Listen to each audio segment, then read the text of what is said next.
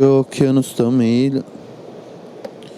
Ses, ses, söz, söz, ses, prova, hey, prova, test, prova 1, 2, 3, 4, 5. Test, prova 1, 2, 3, 4, 5. Hey, menüyü verelim, seç sen oradan. Çünkü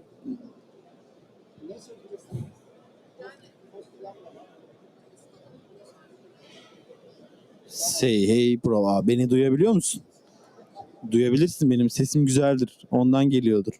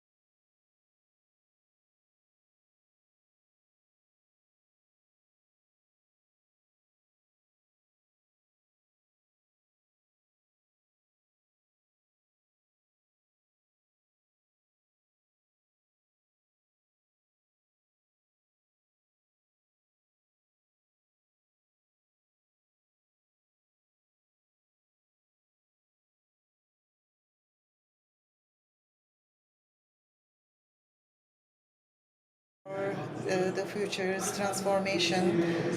TISAT Restartup representatives will be with us on this panel. But now we will give the floor to Burcu Özdemir for her presentation on mobility in smart city transformation of Istanbul. Thank you very much. I think it will be easy for me to stay at the rostrum. Welcome.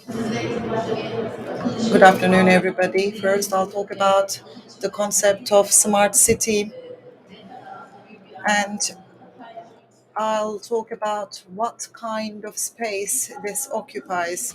Well, first, what kind of a city are we talking about, and what kind of a smart city are we talking about? And for this, I'll provide a reminder for foreigners. I'll share certain data about Istanbul.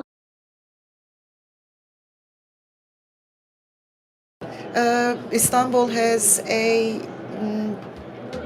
population of 16 million, but it goes up in summers as well.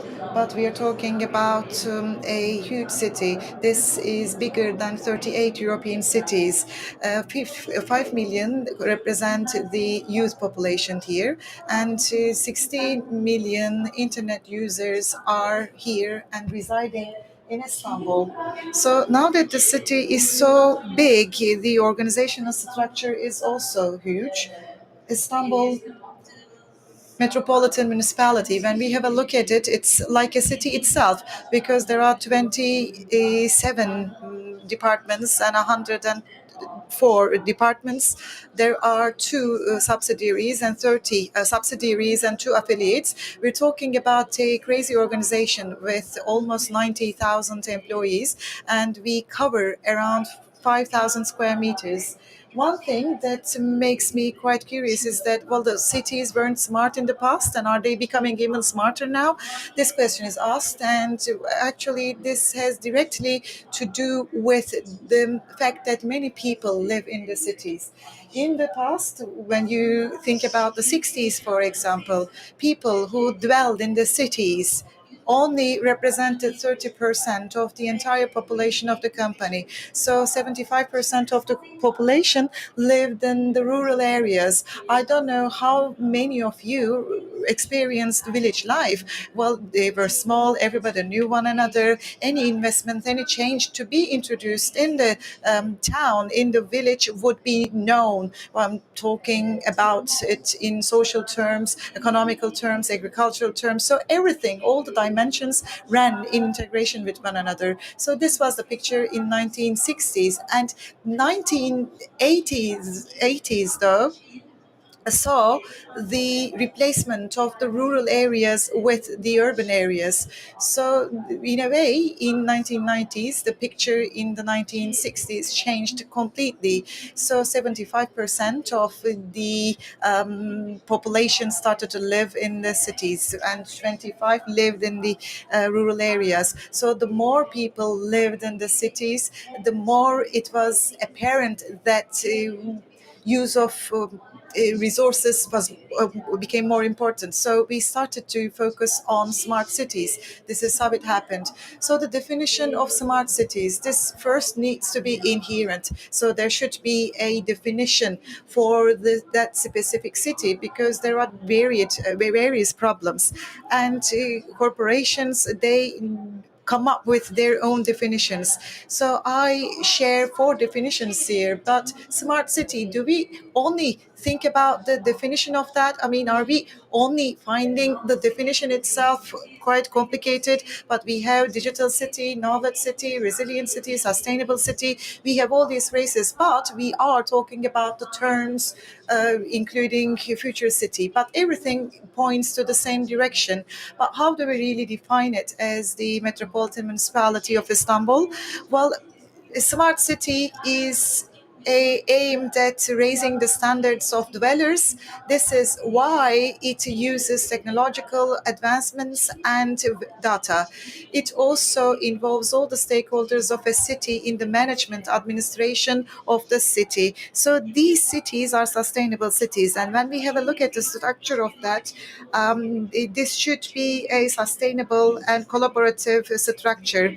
So for a system to be managed in an integrated manner, we need to develop a nice and appropriate ecosystem for it. So information technologies should be utilized to boost efficiency in smart cities. So technology is a tool for us. So all the components of a city, the data generated by it, we need to collect it regularly and we need to analyze it. We need to improve the quality of life by using this data.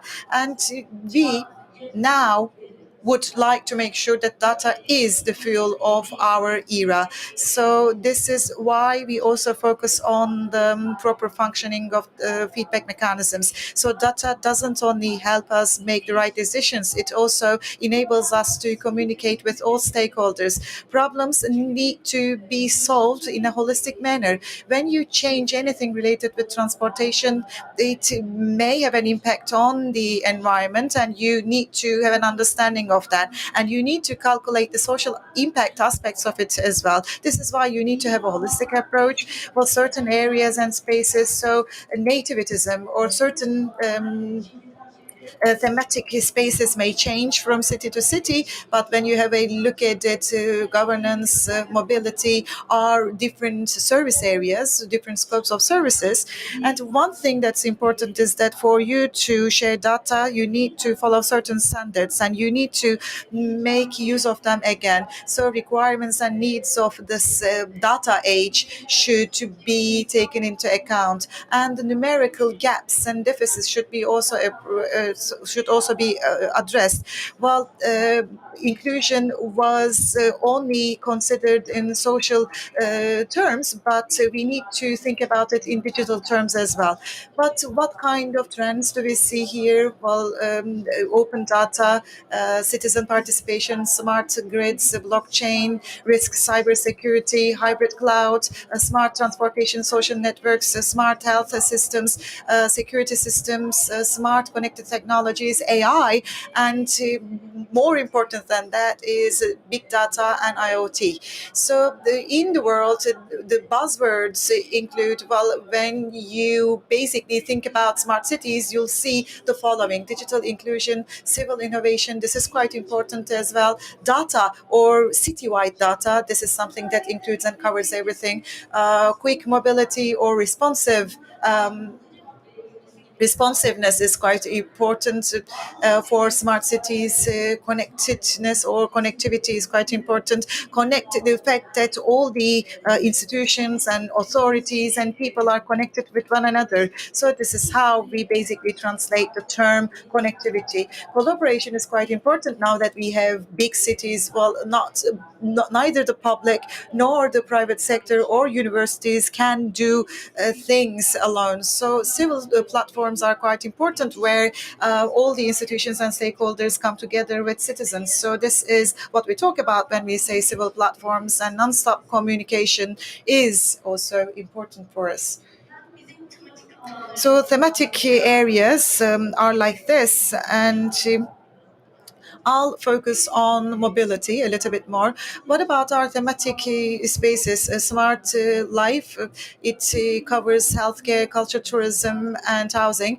And smart society, smart people, it covers inclusion, training, smart governance, administrative services, strategy and planning, smart environment, water supply, electronic communications, smart security, social security, emergencies and disaster recovery, smart mobility, connectivity, accessibility, smart economy, smart energy. So these are our themes and subheaders underneath that. And these are actually the focal areas of certain disciplines, and these should be implemented. And for them to exist in smart cities, we need enablers. The first is artificial information technologies and human resources. But we're talking about competent human resources, and smart city is something that is rather costly. So finance is one of the greatest enablers. And I was citing the thematic key themes that we focus on, and mobility was one of them. And smart city and our transformation, our journey towards smart cities. What kind of projects are we going to implement, and how do we cover our strategies and initiatives there? So for us, there are three strategies. This is transportation coordination and public transport and improvement thereof, sustainable modes of transport, and reducing congestion. So these are the strategies that we have, and underneath them we have coordination in transportation. This is quite important, but any project related with that will be actually listed under Initiative 1. This is how smart cities have their own project roadmaps, and some of them short term, some of them mid term, and some of them long term. And the second initiative that we have is service quality and improvement of service quality in public transport. For strategy 2 and initiative 1, micro mobility modes of transport and making them accessible and secure, we would like to improve the safety in the road, and we also support stakeholders in the meantime. And for third initiative, storage and logistics management, dynamic traffic planning, smart parking lot management, and the infrastructure for car sharing and establishment of such a structure. Sustainable development plans aren't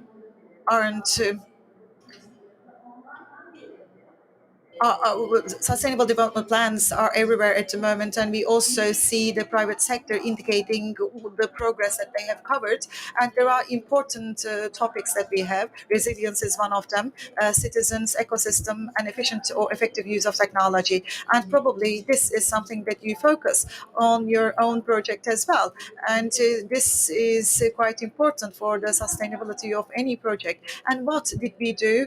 And I'll give a timeline for what we did and what we're doing at the moment. And we've been talking about e-mobility, we've been talking about autonomous vehicles, and there should be a communication between each other. And is this only between vehicles? No. Weather forecasts are also important in terms of transport, and they should be important to manage the demands, and all the outcomes or outputs of signaling systems are also important, because we need to have an understanding to manage the mobility within a city. So we have an IoT platforms, environmental, energy, urban mobility, parking lots, illumination, waste management, and safety and security. And two important topics are urban mobility and parking lots. This is an integrated system, and for a system to work, especially if the data is quite high in volume, we first need to think about the digital infrastructure here. In technical terms, the digital infrastructure of a city.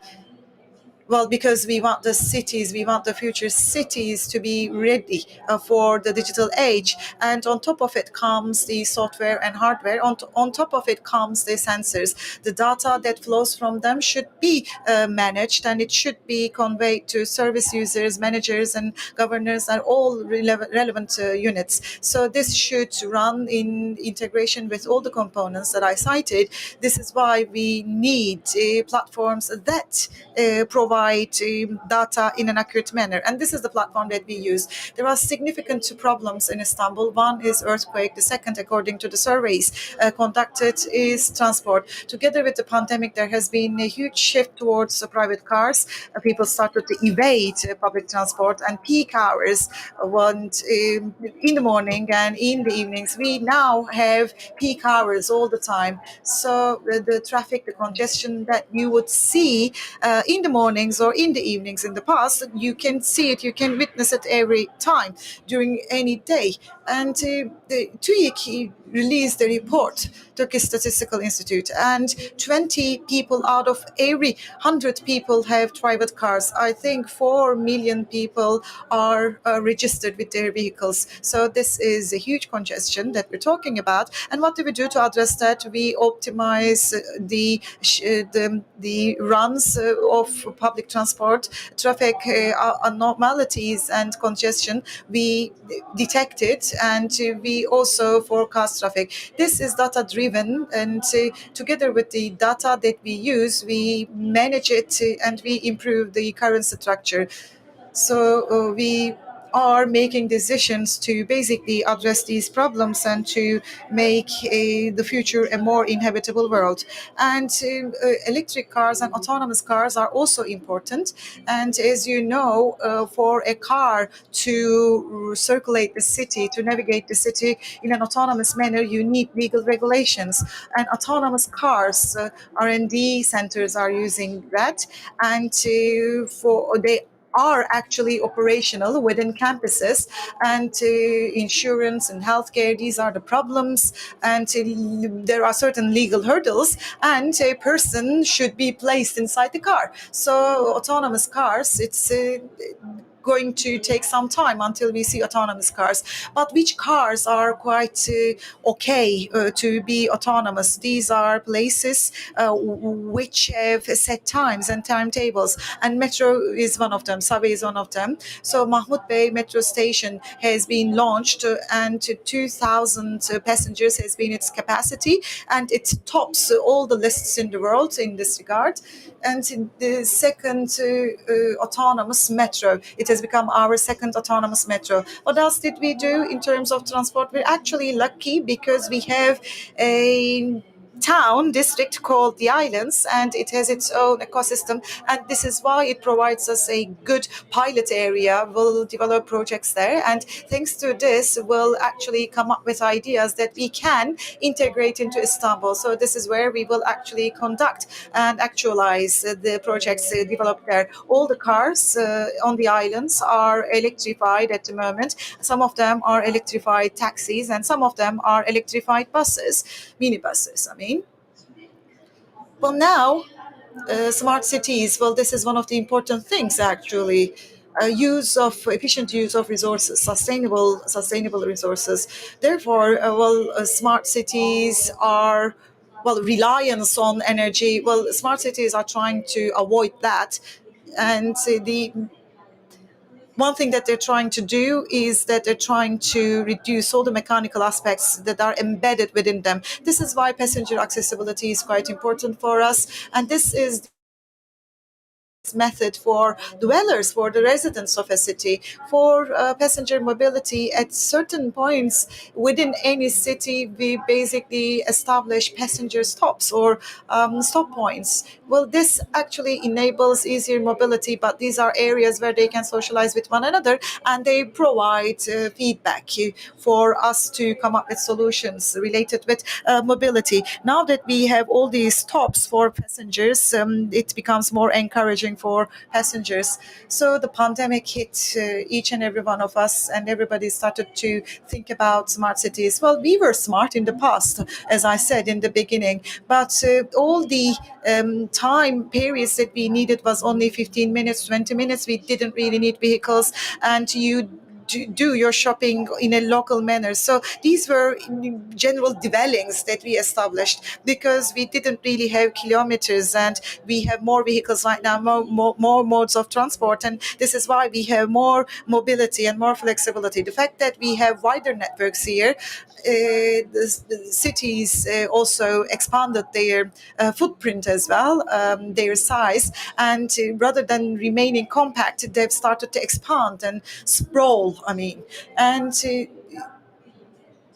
together with the pandemic, we started to remember human-centered dwellings. And what should a person do in 15 minutes? We said the first is that they need to be at a point that they need. For commutes, for example, it can be like 20 minutes, of course, but they need to be able to access their workplace in 15 minutes, and they need to address their needs, the cultural activities. They need to be able to access their, well, education, healthcare. So these are all the amenities or opportunities that they can access within the time period of 15 minutes. So dwellings actually should have a better score. So 14 minutes Istanbul, this is what we wrote there. But in terms of transport, well, aside from it, the place that we live in should be able to provide us with a decent quality of life. Like 34 4 minutes, 1 mile takes you 17 minutes. So once you make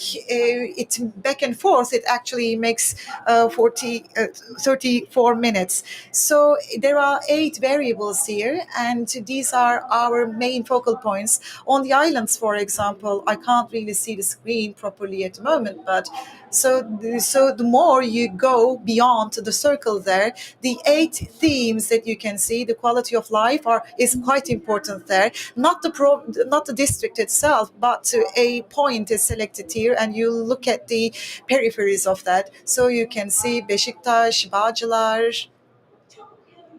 I can't read it clearly here, but this is addressing your daily needs. So what lacks in Bahçeli Evler? If this is recreational areas,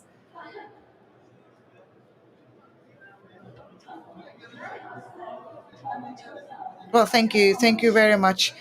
So what's intended here is that where did municipalities invest and which areas will see investments? Or if a citizen, a developer would like to move to a specific place, it could be that cultural activities don't really mean anything, but recreational activities are quite important for them. So this actually improves the efficiency of any district. But this is an R&D activity, actually. It's an R&D study. This will be disseminated to all the stakeholders within the city, so people will be able to see the shortcomings and they'll see the market, I believe.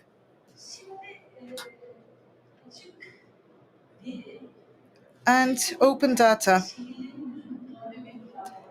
This has become something that all the cities are looking into right now. If you would like urban innovation and local innovation to develop, to flourish, you need to work with technology developers, academics, and to eager people, enthusiasts, or entrepreneurs. So, open data portal, this has been the first local administration that has launched such an open data portal. So this actually is created according to the demand coming from you. And let's see if we can see it in the slide. Mobility, followed by life, environment, human governance, and energy. And total access has become 28.5 million. This is immense demand, actually. Data is collected, analysis is carried out, mobile apps are developed by entrepreneurs here. So the more it is used, the higher demand we see, it's going to be richer here, the richer it will be. So urban innovation is quite important, and civil innovation will also talk about that.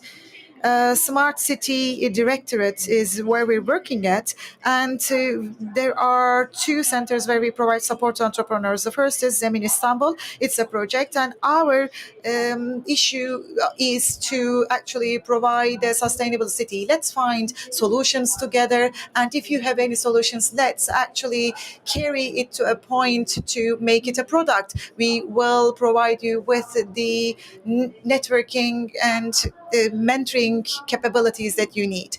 And for this, we have an event center, we have an acceleration center, we have an area where they can offer their products to the dwellers. It is actually for you to offer and provide or promote the product to the users first before you launch the product. And we organize competitions, we organize contests, and data-driven mobility has become one of the contests that we've organized. And this was a contest where solutions were provided for Istanbul. We did it in a collaboration with the Embassy of the Netherlands, and hackathon. We also organized that. All the enthusiasts and Debram hackathon was something that we organized. And what kind of communication should we actually enable after an earthquake? So these were the solutions that we discussed thanks to the hackathon. And one other event that we conducted. Well, we have physical platforms and we have cyber platforms as well. It's quite important important because we have cyber lives and we have physical lives. So the both worlds, because we talk about metaverse at the moment, so both worlds will come together. In both areas, platforms are going to be used for free, and the local economy and innovation, we do it to improve that. And we will continue our communication with public sector and NGOs. Laboratuvarı. Another center is the data laboratory in Başakşehir. It will be inaugurated this month. So, what is different in the data lab from Zemin? Well, with everything will be data based, all solutions, and we will bring together digital giants, startups, angel investors will be brought together, or uh, technology blue chips who are looking for startups will convene and well will meet. When we opened public data, açık veri, we were thinking people were having trouble sharing data. They were reluctant to share. Now we have understood that we get stronger when we share data. People can have access to data, but what if they lack computers? If they don't have a package programs or software programs, what happens then? We wanted to have a physical hub uh, where they can find computer software. So whoever need to be trained, young people, researchers.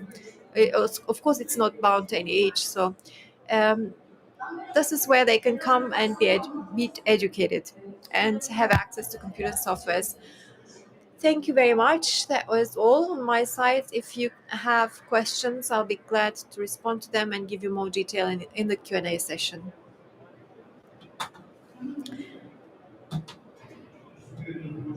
Thank you, Burcu Hanım. Are there any questions? Any questions for Burcu?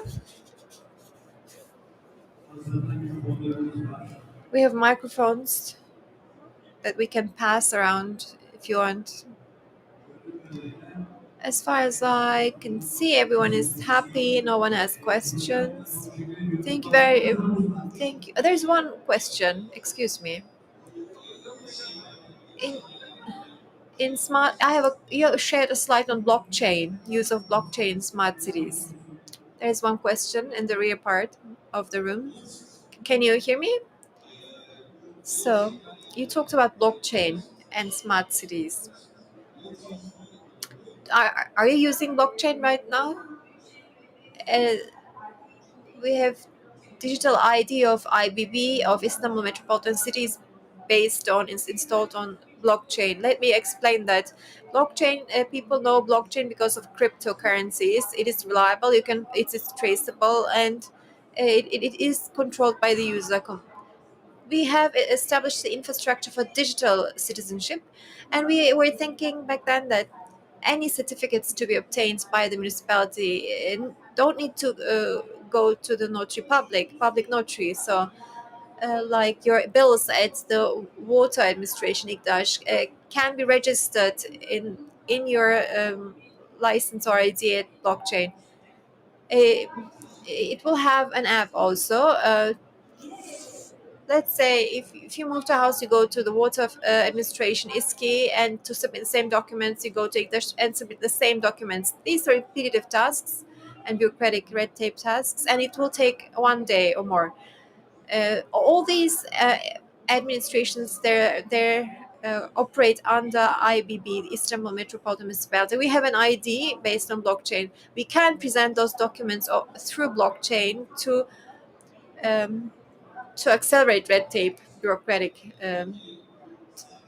work. So, is it unique to Istanbul, or will other municipalities make use of the same system? Do you coordinate efforts with other municipalities? The digital ID, we shared the certification with other municipalities, and the municipalities wanted to be part of it. Well, the reason was that we have a high level of registered population in Istanbul.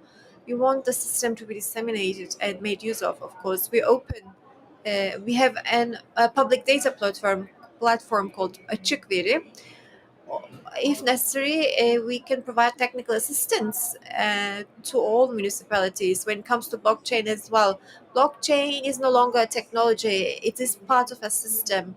It's an administrative system, and we have been talking to municipalities about it. They're trying to understand the process and think about how they can integrate it with their services. Thank you.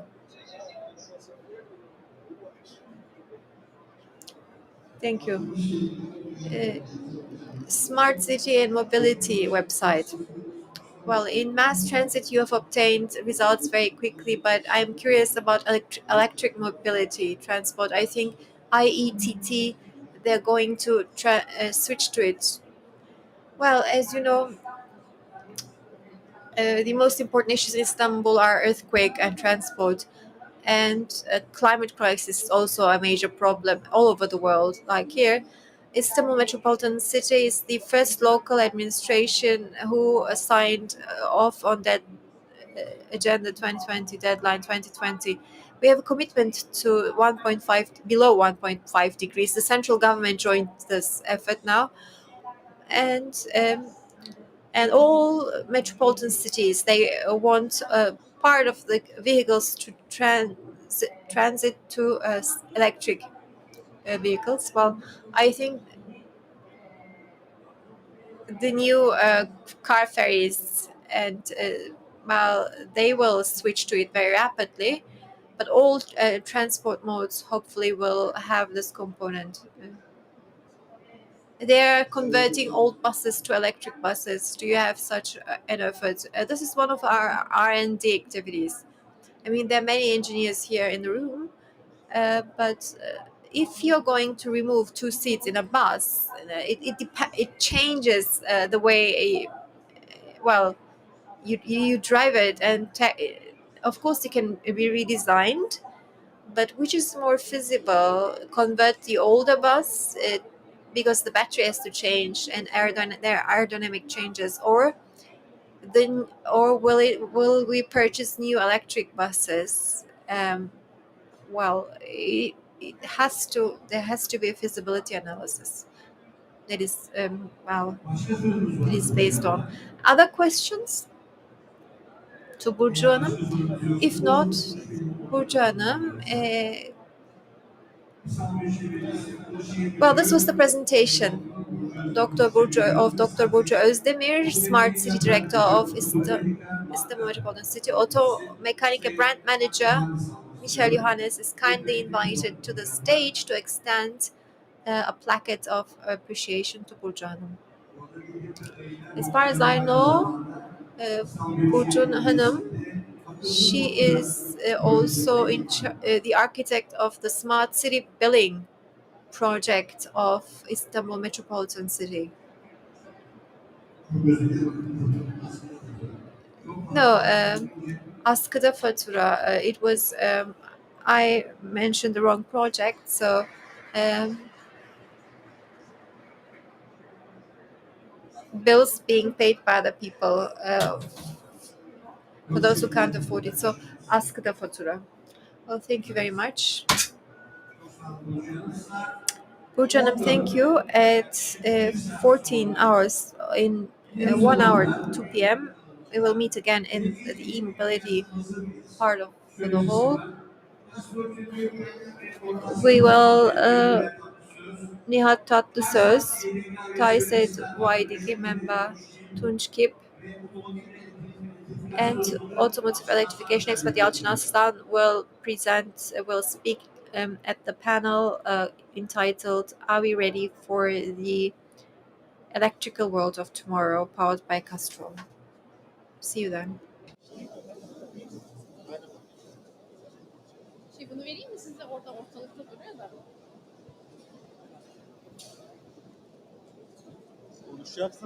Ses. Hayır hayır. Bak sana da ver adam.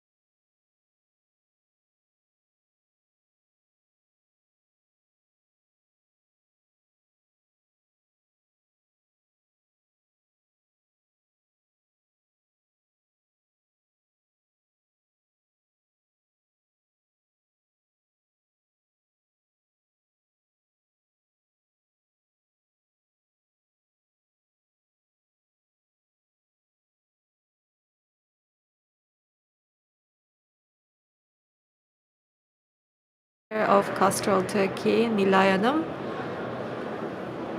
Please come to the stage for a.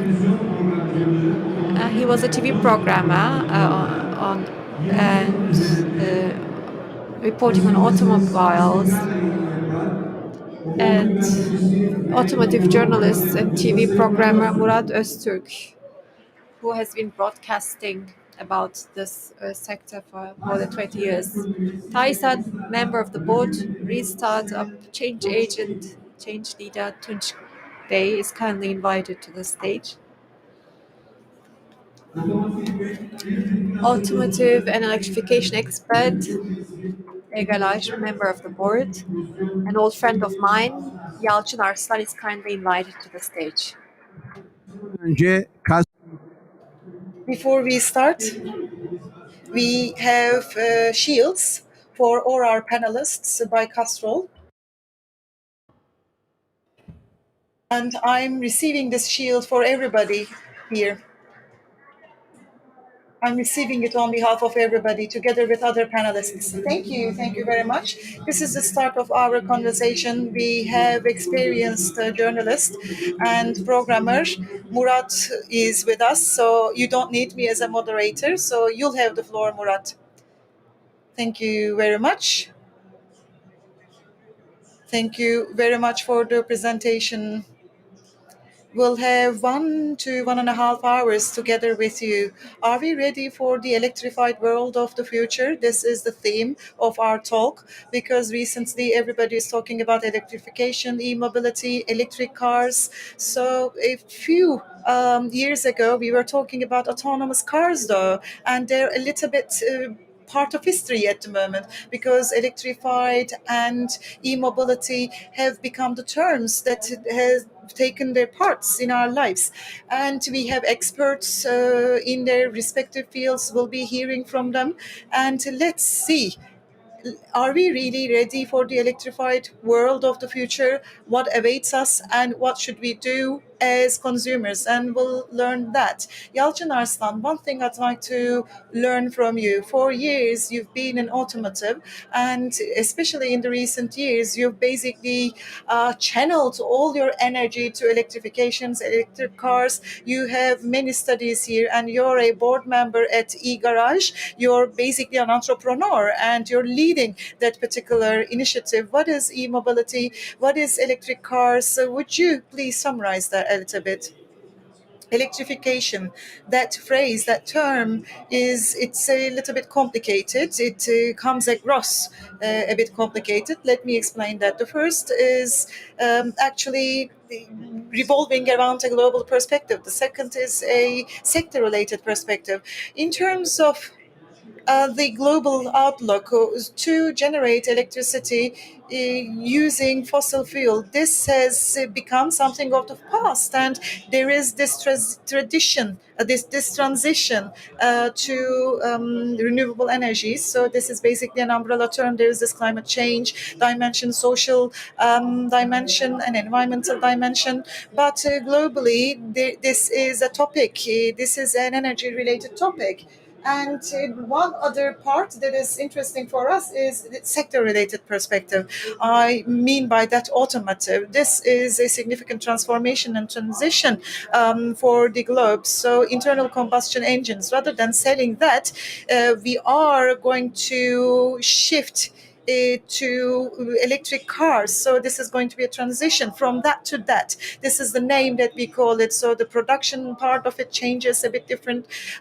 Marketing and sales part of it is different. Customer experience part of it is a bit different because we're looking into a completely different product at the moment in terms of costs, in terms of energy, in terms of energy management. So this is a transition from that to that. This is the name ascribed to that. So this is how we basically prefer to describe it. This pertains to everybody: auto manufacturers, suppliers, supply industry, leading enterprises, businesses, and of course auto users or customers. Electrification is important for all these stakeholders. Yes, this is a huge transformation because since the invention of automobiles, the industry hasn't really seen such big transformation. New additions have been introduced, but this hasn't been the case. So autonomous autonomous is lagging behind a little bit. This is going to remain a part of it, but this is completely behind us at the moment. So we'll be talking about it with other panelists as well. Are we really ready for such a deep-rooted transformation?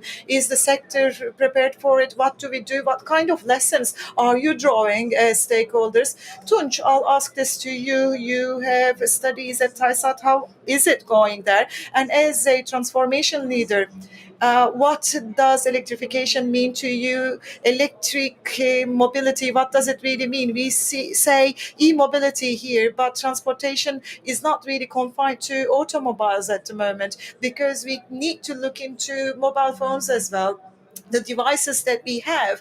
And I think automobiles are turning into this as well, just like mobile phones. What do you think about that? Well, thank you very much, first of all, for inviting me to represent TISAT. Thanks to the leadership of Albert Saidam, we've been working rigorously here. One indispensable area of work for us is electrification and electric cars. TISAT, you may not know, but it was established in 1978, and it is the only auto supply association. When we say suppliers, we're not only talking about components or parts here. We have services, we have engineering part of it, we have software systems in it. So in order to represent that, we have working groups, and one is an R&D working group.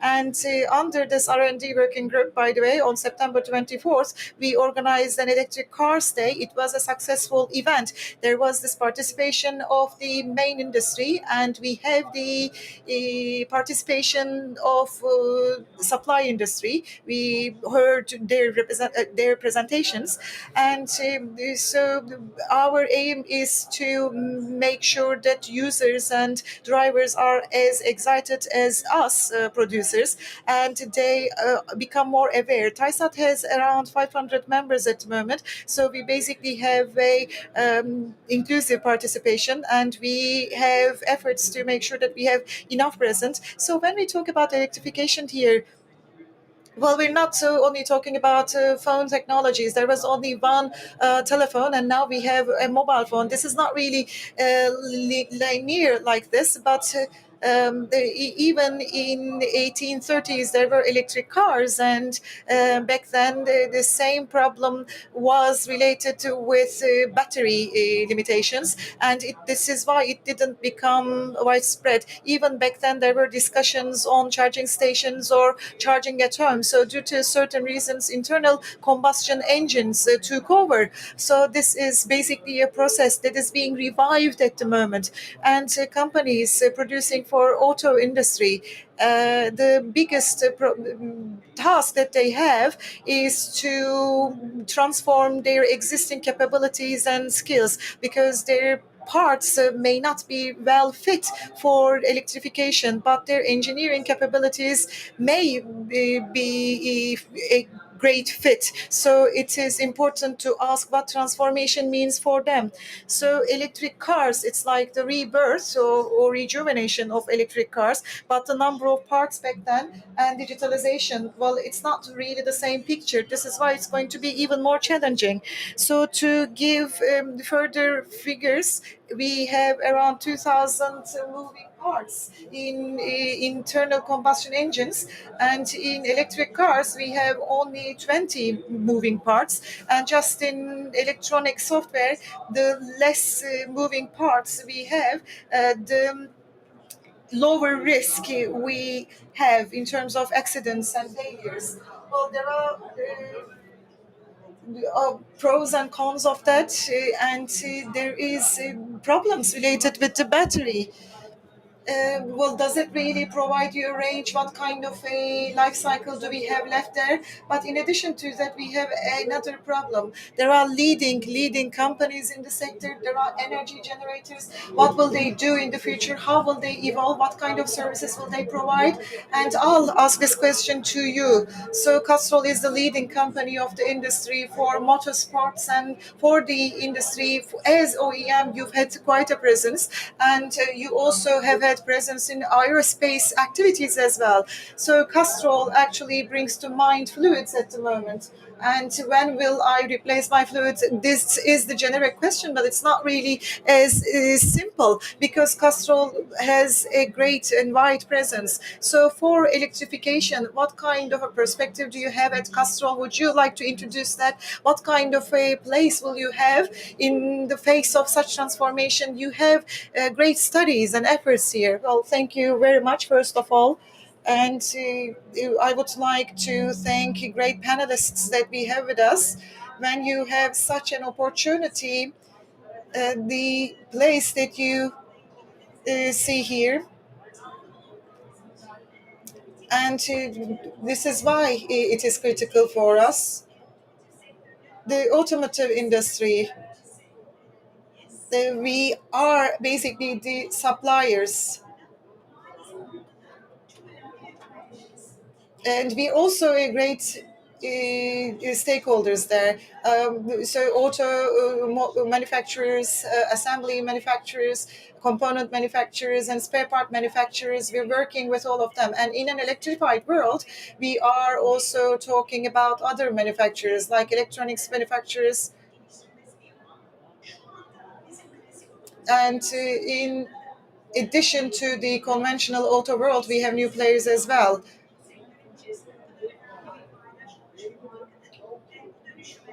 And and uh,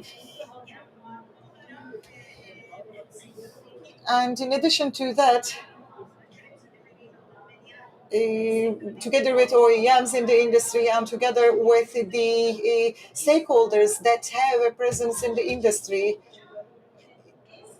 we also have a presence in the field of e-fluids as well. Yes, we may have lower number of parts, but these vehicles have to move. So in every moving part, there needs to be a fluid that basically provides the mobility of that. It can be mineral oils, it may be technological fluids. So we need to provide that. So transmission in electric engines, we have e-fluids manufactured by us. But even more important than that is the battery. Battery is going to be quite important, and battery freezing or cooling fluids. And unlike conventional fluids, these fluids need to have different features and characteristics. In the transition towards electric world, fluids will basically help with the movement, and we basically there at the very heart of it. But let me summarize it as follows. We are a stakeholder there, and as for the evolution of this ecosystem, what kind of a role will we play? For this particular question, we are an opinion leader here, so we will be an accelerator of that. And what kind of activities can we really conduct to contribute to this particular process? We have activities in that area as well, and for the past 2 years, we've been taking certain steps on the global scale and in Turkey as well. So you're talking about acceleration here, but let me proceed from here. How did it really work for you? Because as Tunç put it, electric cars were there in the past. It didn't really work out the way it was intended, but now we started to see electric cars in our day-to-day lives. We've started discussing that. But why did it really come to the fore? So there are many dimensions and details related with production costs, for example. Could you please talk about that? Well, electric cars are there since the 19th century because there are many ways to power a car, and electricity was one of that. In the start of 1900s, the number of electric cars and internal combustion engines was the same. And before the First World War, technological advancements took place, especially with the development of mass production. Giant producers had to make a choice. And as they were grappling with that, they looked into certain parameters, use of this car and how it could be implemented in day-to-day life. And electric cars had a great advantage. You could only use a button button to start it up. But internal combustion engine needed a working mechanism.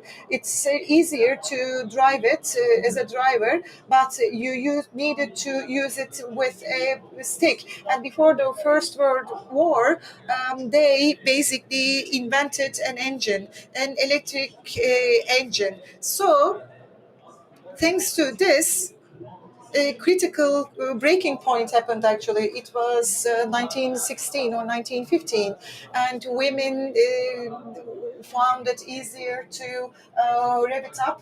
Oil was cheap and easily accessible.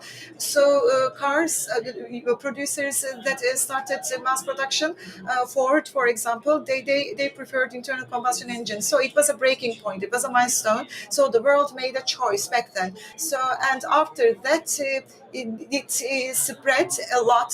So internal combustion engine took over significantly. So electric cars was never annihilated or was forgotten. Well, trolleybus was something that we used to see in Istanbul, for example, and electric cars or buses were used. But we would draw electricity via a cable back then. But maybe the ease of use was something that came as a hurdle.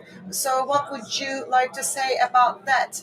Because supply industry and spare parts, because this may have had an impact on everything. Well, yes, trolleybus was something used in Izmir too, and there was a huge uphill. It was quite easy to start it again. When it stopped, it was an advantage for us. But in terms of the supply of parts that were required, well, actually, first of all, we're talking about a global situation here, and we are talking about a ecosystem that is impacted by the entire globe or all the developments around the globe.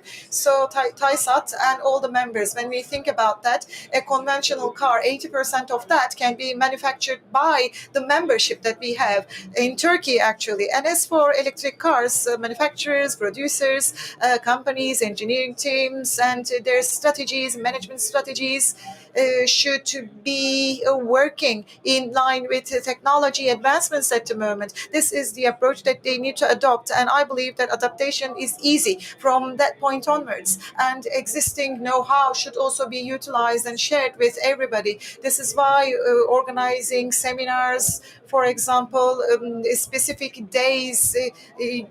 This is something that we do. We also have many virtual events, online events as well. It's easy to take part in that. So why did you wait so long, though? Why didn't really have electric cars or electric parts in the past? Well, this had an economic dimension to it, actually, because the economy should also provide employment. It should also prove the economic benefit or commercial benefit. It's more like a chicken egg question here that we have, because manufacturer or producer may believe that it's going to be beneficial, but the others should also leave the market to provide a space for the newcomers. 40% of electric cars are based in China, 30% in Europe, and 20% in the States. So these are the markets with high buying power. So when they basically start this traction, let's say, manufacturers and supply chain start tending to it, actually, because it's not really a matter of manufacturers. It's actually about those that set the direction of the market and that set the direction of the request. And there are also environmental concerns, and this is also higher awareness of people in terms of the environment. But why didn't we have such a pressure in the past or to date? Why didn't manufacturers work to create electric cars? Why did range play such an important role here, or distance? So first of all, I'll start with the energy concept. Energy is an asset that's extremely difficult to store. You can't really store it. You generate it, and at the point of generation, you need to consume it. It's not like a perfect mechanism, and even a perfect mechanism like a human's body can't do it. So as you can't store energy, power, the technology of the battery, where it stood 100 years ago and where it stands now, this has become quite definitive, defining happening actually. Maybe 50 years ago or 60 years ago, to make a 500 km road, the battery technology that you said, it was acid nickel back then. So it was around 10 tons of battery that you needed.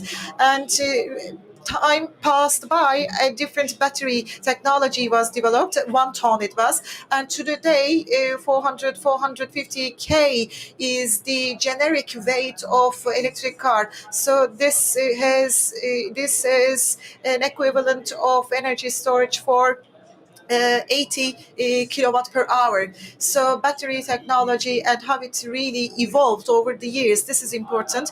And it did not be in the case, this wouldn't be where we are right now, because the power that you needed to carry one way to another point would be very, very difficult.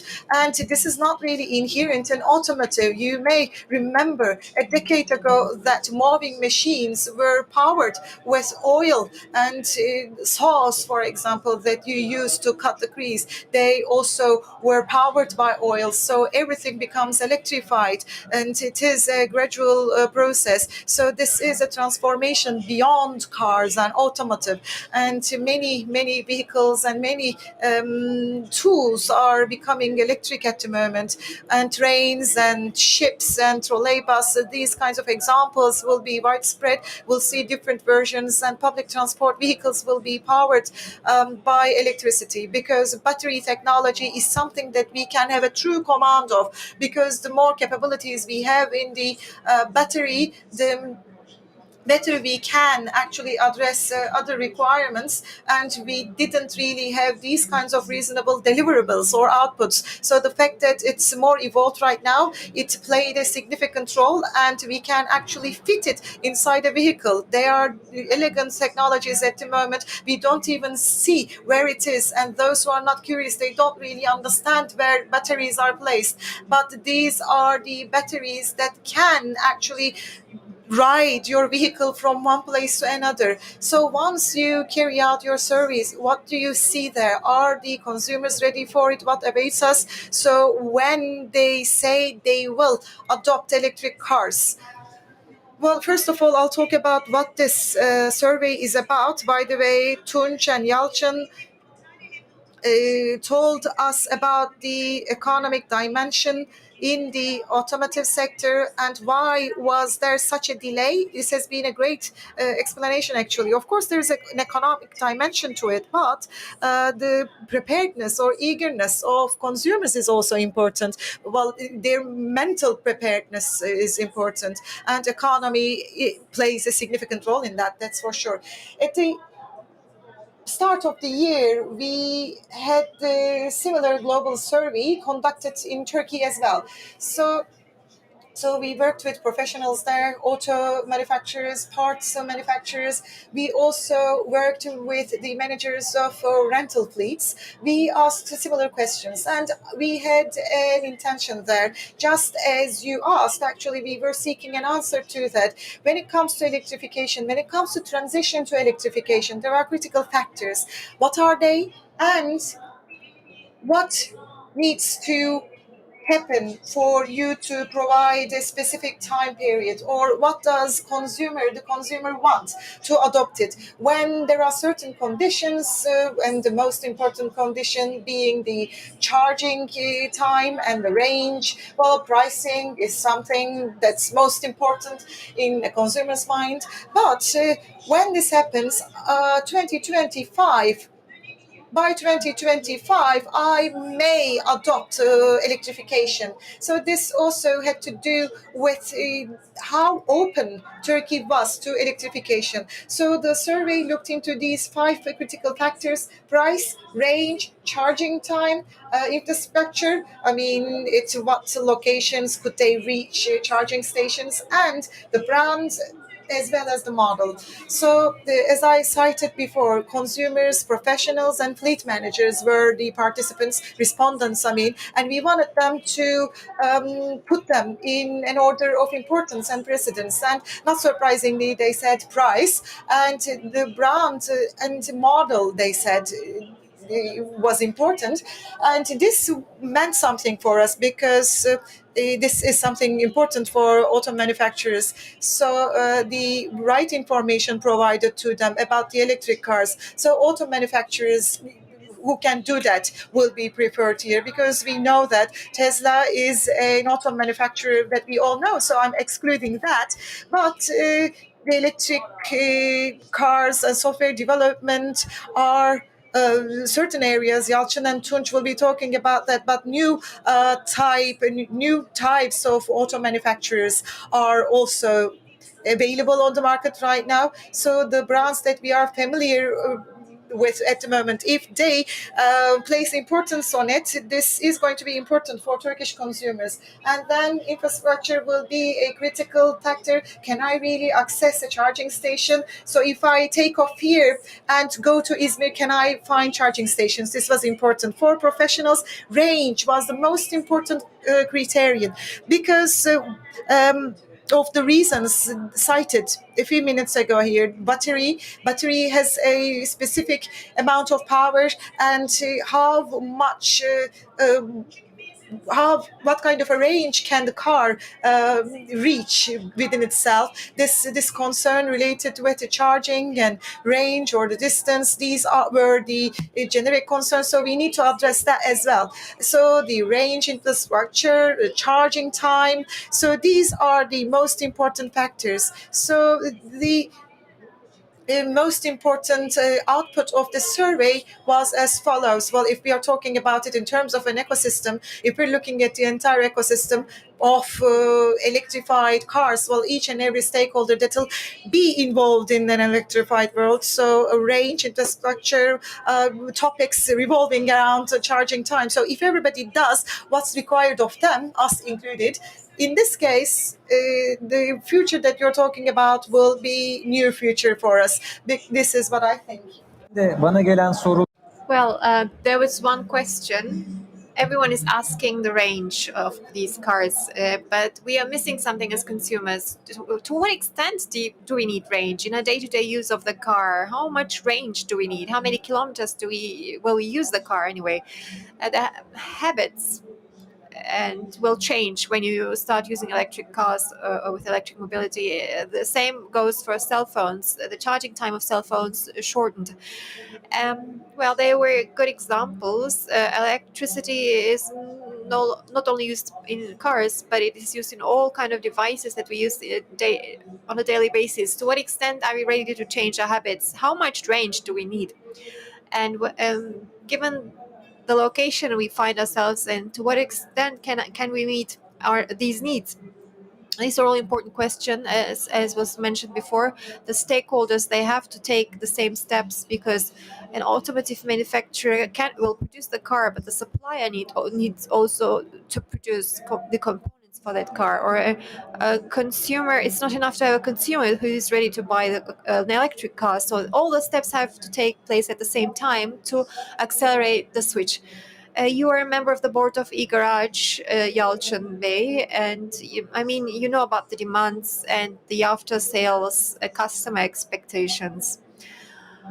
Uh, what is your take on all the previously asked questions? Well, the different requests. We have a different a different target audience who have decided themselves to buy electric cars. They're aware of the technology. They have done research on it. They are conducting more research versus internal combustion engine users. They visited all the fora online, and they've read the sources, the books. So it's difficult for sales consultants to work under such circumstances. Otherwise, they have been selling the product, the automobile, for 50 to 60 years very easily. Now it will not be that easy to sell an electric car to a customer, because they have to have a more comprehensive, more detailed approach, give more detailed information. There's this concern of range, concern of the battery, regarding the battery. It need to be alleviated. And the other side of the medallion, as you said, is what you've mentioned. There is no need to cover a large range. because European average is 50 kilometers per driver, right, per day. In Turkey, maybe we have a big cities, so we are in Beylikdüzü now. Maybe you have come here from Bostancı, Anatolian side, so your daily range is maybe 80 or 90 kilometers at the most. So this product, I mean, let's say a year is composed of 365 people, and this product can meet your day-to-day needs given the location you live. I mean, people need to be aware of this. I mean, how much range do they really need? You have to ask yourself that question and answer it in a rational way, and then you go to a sales consultant and look at your options, the options that are available to you. So we have a demanding customer, an electric car customers. They want to know everything about the product they will purchase. There's a lesser loyalty to brands. By the way, what are they asking first when they come to buy an electric car? I mean, I'm here to buy this car, but what's the first question? What kind of, you have to understand what kind of life they will live, and where will they charge the car. This is the biggest question. Where will they charge it? I mean, the question of charging is quite critical, comes before the range, and should be economical. That's the claim of an electric car. So the high level, yes, the affordability, you can set it aside, put it aside for now, but I mean, yes, I mean, you can break it down into various components. We have carried out several tests. How do you need to use it so that it's economical? You have to have a simple charging device at home, at work, and every evening, every night, you should charge it. It is economical if you do it like that. One year, it's 10,000 TL. The fuel costs for a diesel car or a gasoline car, you can reduce it to one fourth of that with an electric car. And it was mentioned there are no mobile parts, moving parts. That's why attrition is less, maintenance is less. So and the energy consumption, power consumption is low. Your maintenance cost is low when it comes to electric cars, and they commit to it anyway. So, and if they have the possibility to afford it, then they can use it for many years. We are clarifying this process right now. People, they're trying to make sense of it for themselves. I mean, how will I solve the charging problem, for example?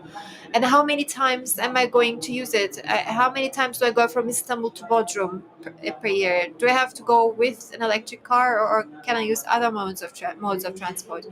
And do I have a second car? If the electric car is the second car, well, there's a special place. If it's the only car, you have to plan your route accordingly. I mean, 8 hours.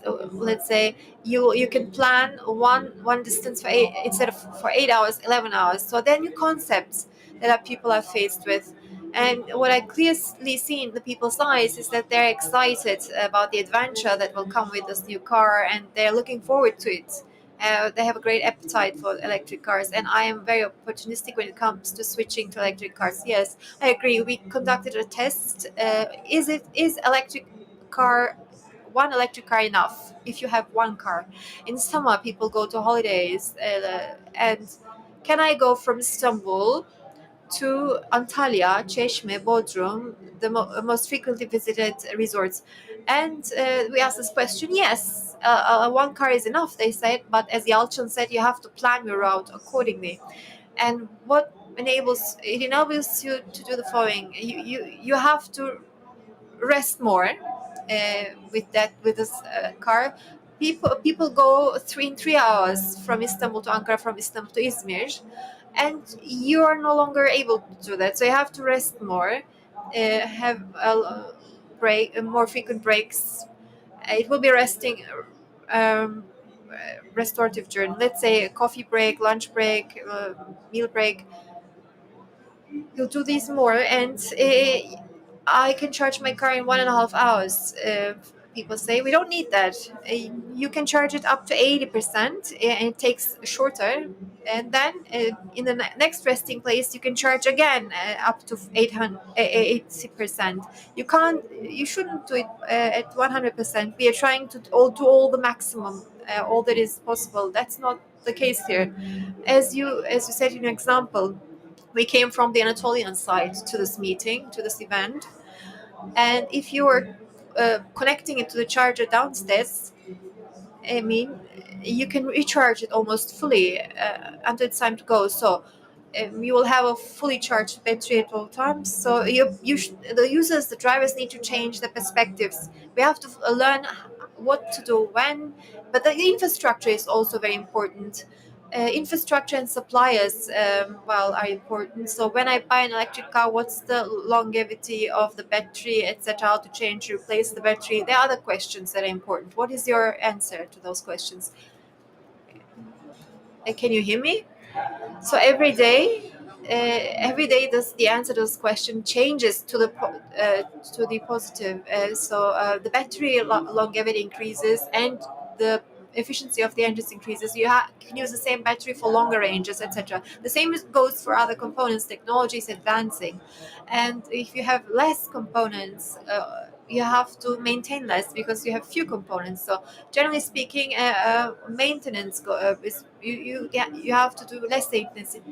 Mercedes, for example, 700 kilometers is the range, which requires a large battery. But going forward, they will have more efficient engines, smaller batteries to obtain the same range. Component producers, suppliers, I mean, they have to catch up with this new technology, and these components will be more available. And the more the components are widespread, the more the maintenance will be practical, easy, comfortable to do, and components will be more available and more economical at the same time, more affordable. They will become more generic, let's say, and the benefit of becoming generic means that it will be standardized. Standardization of charging stations will be possible. So this and when they decide, the users, they will decide easier. So and these are important elements to investigate before you make a decision. I don't see any concerns going forward when it comes to those questions. On the other hand, the state-of-the-art technology has a certain cost at first, but the more widespread it becomes, the more economical, affordable it will become. It will be more accessible in terms of charging stations and availability of cars. And the more the brands are investing into it, the more we'll have a competition, and with the increased competition, it will be more affordable. You mentioned technology, which is very important. Italians call the engine la macchina, the machine. It was called the machine. Now we're using a technology. It has many digital components, and we are having a chip crisis, semiconductor materials. It is called the chip crisis now, but to what is the split of technology in automobile right now and automotive supplies when it comes to software? I mean, they have a new kind of business now that they can invest in. Yes, that's a good point that you're touching upon. When we say automobile, it's not only it's a technological product, high tech product, and the software. Without the software, it can't run. It's not able to run. So it's like a computer. A computer can't run without a software program. It's just a box of circuits without it. So same goes for cars. With the state-of-the-art technology, it has become a high-tech product. And when it comes to software, uh, well, eh, software is available to a great extent. What makes a car better is the software, especially when it comes to electric cars. The route planning aspect. This is done automatically by electric cars. So these are the advantages. So the software has improved. When I say software, I mean within Talset we have an R&D working group. Underneath we have a software group as well. They're developing very good software that are utilized globally. It's not only embedded software in cars; it's also it can communicate with other mobile devices, manufacturing software, charging station software included. So this is software developed also to efficiently use batteries. They're all done by Talset members. So we're very proud of them. Software is an important component of automotive. We're talking about a high-tech product. It's not only a machine. It was a machine in the past. Well, in not too distant future, I mean, there will be more IoT. And IoT, I mean, enables communication between devices. They work in a synchronous manner, and you can command many devices at home, switching on lights and heat, temperature, heat, etc. The same, I mean, goes for cars, electric cars. Technology I mean, in cars will also be based on IoT. It will make things easier, increase efficiency of energy. Yes, very simple example. For example, when you bought a torch, it had well a lamp inside. The same torch may have the same battery, but instead of a lamp, we have LED, LED. It is more efficient. You have more light. It is a long lasting. I mean, the more efficient an engine is, even if the battery stays the same, you will use the car more efficiently. So technology will progress to the better. So in this development process, what have you been doing? You're serving also uh, many sectors like space as well, and you have your survey results. The criteria are clear. If the price is important, then follows the range. What about the other criteria in Turkey? Is Turkey ready, really? I mean, when these criteria met, will users, consumers buy this car, and what is your role there? I mean, I'm curious about. You will no longer be just Greece, and yes, I mean, we have seen other types of questions addressed to us. I mean, we have been around for more than 120 years in Greece, and is there Greece in electric cars? People ask, what is the role of Castrol here? This is one of the frequently asked questions. And I also said in the beginning, when it comes to electric cars and other vehicles, they have moving parts, and liquid is important. So our business is not only grease, uh, it's liquid or fluid engineering. And fluid engineering is required uh, everywhere on spacecraft going to Mars, on water, on land, in the air. So we have a know-how of technology in this field, and the electric cars that are being developed, they have electronic components and other fixtures and other components. Uh, we have joint engineering with those. We are developing fluid neutralized by those components. In electric engines, there's need for such fluids in different locations, spaces. Electric engines, for example, in the same housing. Um, I mean, they are like the transmission is being greased, and and hinges and other places grease is needed, and the battery cooling, for example, fluid is needed. I mean, you have to look at the evolution of the battery technology, and it will make everything quicker. And in the first generation electric cars with battery technology, they had indirect cooling, uh, and anti-freeze or other coolers were used, cooling agents were used. But if you want the battery to charge quicker, if you aim for a longer range, in that case, in that battery technology, to avoid overheating and to enable ultra charging, you have to have a different kind of unit, which makes direct cooling in the cells of the battery.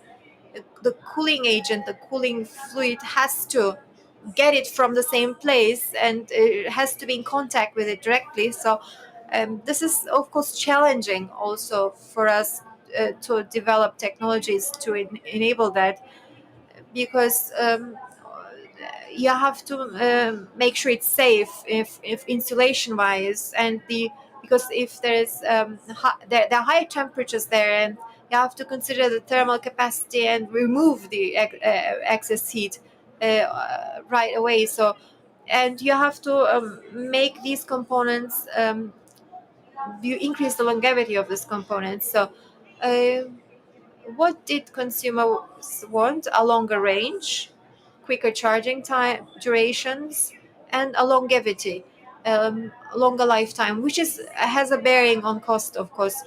And with our stakeholders, we have been working on all of those aspects.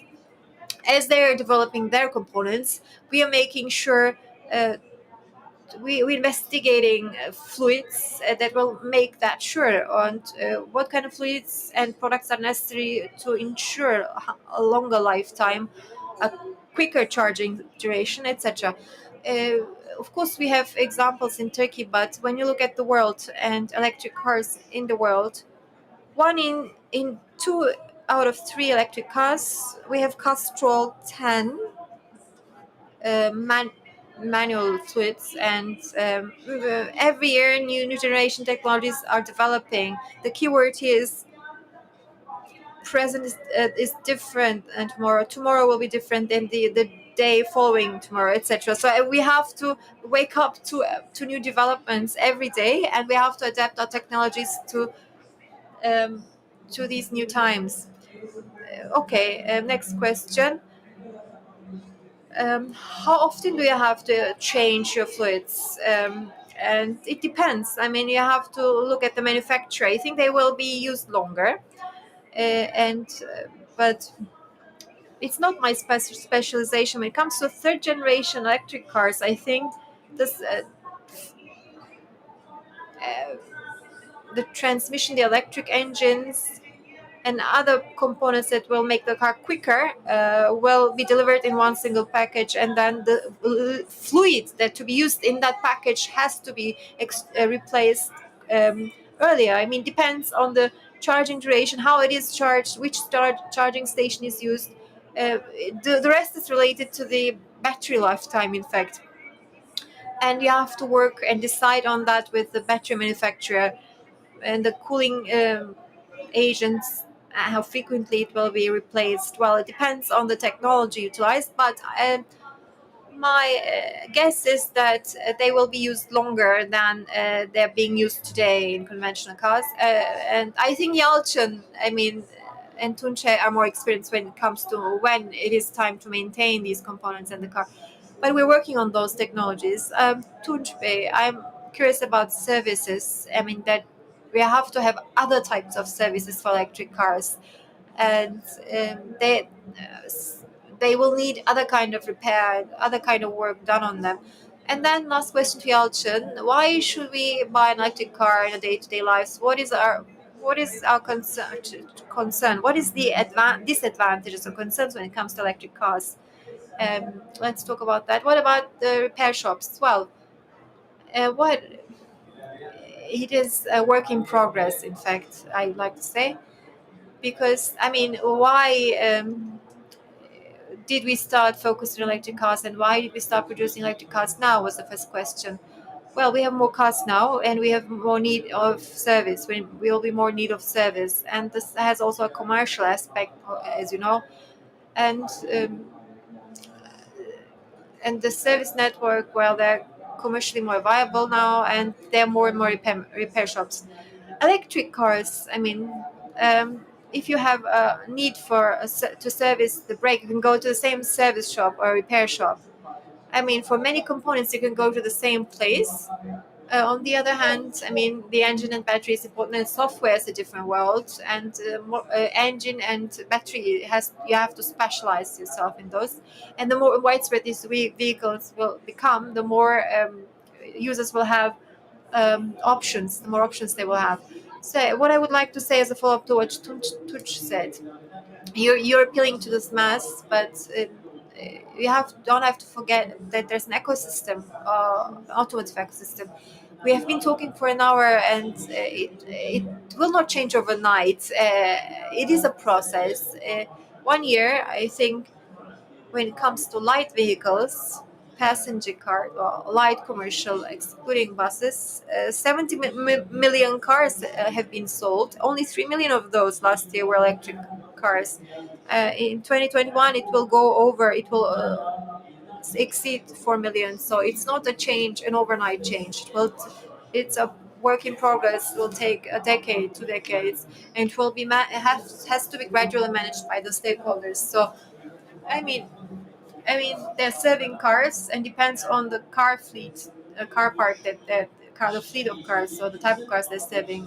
Something will change in this industry, but there is opportunity to manage the change, and the same goes for automotive manufacturers. They're not switching to electric cars overnight. It takes place gradually, and repair shops and services, uh, they will not change overnight, but they will change gradually. Well, when you look at the authorized service, or dealers and repair shops, I mean, it's incredible. So they will have a separate section for electric cars because of safety, right? And safety and security has to be talked separately, because the experience, day-to-day experience they have with those cars, availability of AC, DC charging, well, where will they charge, at home, at work, outside, a number of stations, and waiting in queue, in line. All of those are will determine day-to-day experience, and all these are challenges that are overcome one by one. Yes, they are high tension trained technicians, will be.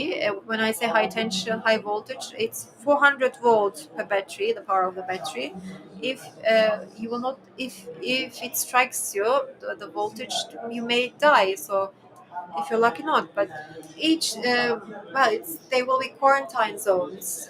If you're going to this Istanbul, the battery, it's more complicated, and doing it with the engine, not technically but safety, security wise, it's more complicated. So all service shops, to service an electric car, they have to adapt their facilities accordingly. And nevertheless, because there will be less periodic maintenance, there will be more focused, more comprehensive repairs. Let's say disassembling a battery from a car, it's very rare. It's a rare scenario. It has to be heavily damaged to be able to be removed, and then change of brake. Not not before you reach 100,000 kilometers in electric cars, because they have a regenerative system. uh, each time you leave the you take your foot away from the pedal, it is regenerating itself, and it becomes a habit. Once you remove you learn to brake while removing your feet from the power pedal. So periodic maintenance will happen after 150 or 200,000 kilometers. So this will change. And then it talked about day-to-day restrictions. Let's talk about limitations. Yes, this is also important, because people are say it's a habit to look at the negative side. But it has a positive sides, but we have to talk about the negatives to address them. Yes, we have to solve the charging problem. I mean, when I want to buy an electric car, I have to think about charging. I mean, if I don't solve this issue in a reasonable way, then the basic claim, commitment of electric cars is being economical. I will not see that happening. I have to charge outside, and the cost of charging outside is higher than charging at home. And I don't know. I mean, some users, they're aware of this, slowly but surely. After 10 p.m., the electricity price goes down. After 10 p.m., I can take it home and connect it to the network, and I will benefit from the discount in power discount, and I charge it will charge it cheaper. So I have to come up with a solution for myself at home or at work. Maybe I need to have a charger. It's a limitation. It's a transformation, and I have to make this decision and solve it as a driver, as a user, and I have to plan my travels better, for sure. I mean, you can't do it randomly. Go from Izmir to Istanbul, from Istanbul to Ankara, from Ankara to Konya. You can't do it randomly. You have to plan your route, and you have to have a clear image of where you want to go, and where you will stop, and plan where you will stop. And you gave a good example. You charge up to 80% and then go on. So there's a logic behind 80% charging. To protect the chemicals of the battery, there's an algorithm. They charge very quickly up to when they until they reach 80%, and then they slow down. So I have to plan all my itinerary very well. it requires a habit change, and this is also an important obstacle. So I have to plan and forecast that. So as a user, it's an important transformation for me as a potential user. It does. It requires that I review my relationship with my car and to determine what kind of relationship that will be from the start, which we're not used to do that. It's a new subject, but we will get used to it very quickly. We are starting seeing these cars very often, so all industry stakeholders, they're assuming their part of the responsibility. So we're reaching the end. I would like to mention several issues before we end. We have talked about safety and security, but not only for service job, but the fire brigade and ambulances. God forbid, if there's an accident, they have to intervene in a correct manner. But this it's a future discussion maybe. When you buy an electric car, how will I use it? Will there be training for me as a driver and as a consumer? I mean, if the charging stations are not vacant, I will not get serviced, and the users of charging stations has to be reasonable, and durations are important. And is there an app to do that? Is there software showing me which station to go, how long it will take to charge it, and what the range will be? Can I see all this clearly? Yes, well, there are fragmented solutions available now, but we're at the beginning of this journey. I mean, when we speak about Turkey, the and the level of connectivity here, I mean, there are legal obstacles still in Turkey. According to the law of on IT, you're not able to use SIM cards. The server has to be in Turkey, for example, and in, including internal combustion engines and other engines. We can't use SIM cards with international roaming still. So this being the case, it's quite challenging. But until it is fully regulated, I mean, we're trying to use cell phone applications. If you have Android, Apple CarPlay, you connect yourself to the automobile by using the screen of your automobile. You can plan your route, but ideally, it should be doable with the embedded software and the automobile connecting with it by its own to GPS. And theoretically, it exists in Turkey, but due to the unique regulative framework, it can be done in a limited way. Until this matter is resolved, I think we need to still go a long distance. Well, talk about longevity of components, but another important question is when I get an electric car, what is the battery lifetime? And when the battery is problematic, we have the same with cell phone batteries. They have a certain lifetime. When they're broken, and will what is the cost of replacing it? You talked about cheaper use of power at home and at work to have by having stations at home and at work. We save here, we save there, but if I have to pay $10,000 for battery, it will well. Not all the saving that I've done so far will be for nothing. Well, we haven't talked about it. I mean, uh, batteries are being recycled, and when they're broken or they're dead, they're not thrown away. They're recycling it in the best possible way reusing it.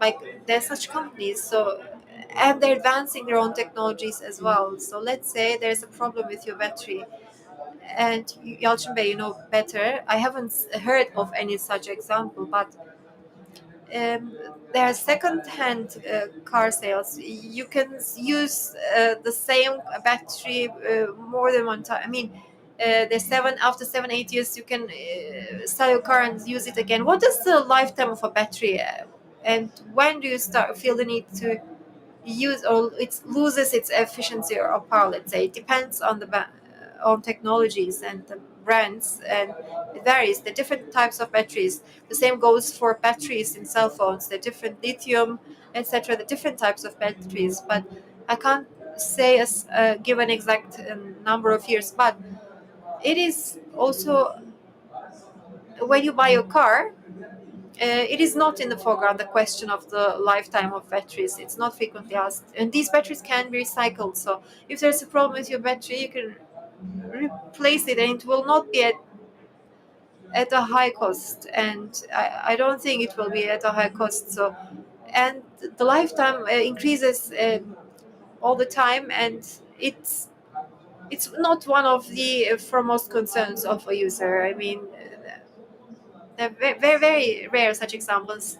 It is discussed a lot, but it's not that important. It should not be understood. It is of concern, of course. It is of concern and important. That's why they're investing in battery lifetime a lot. But it's not of part of our day-to-day concerns as a consumer, as a user. By the way, there's one thing about batteries. I mean, there's a single package. We thought it was a single package compact, but they're modular in type. So one module of a battery may be broken, and they can be replaced, I think, separately, right? Depends on the warranty. So they have a warranty of 8 years for the battery.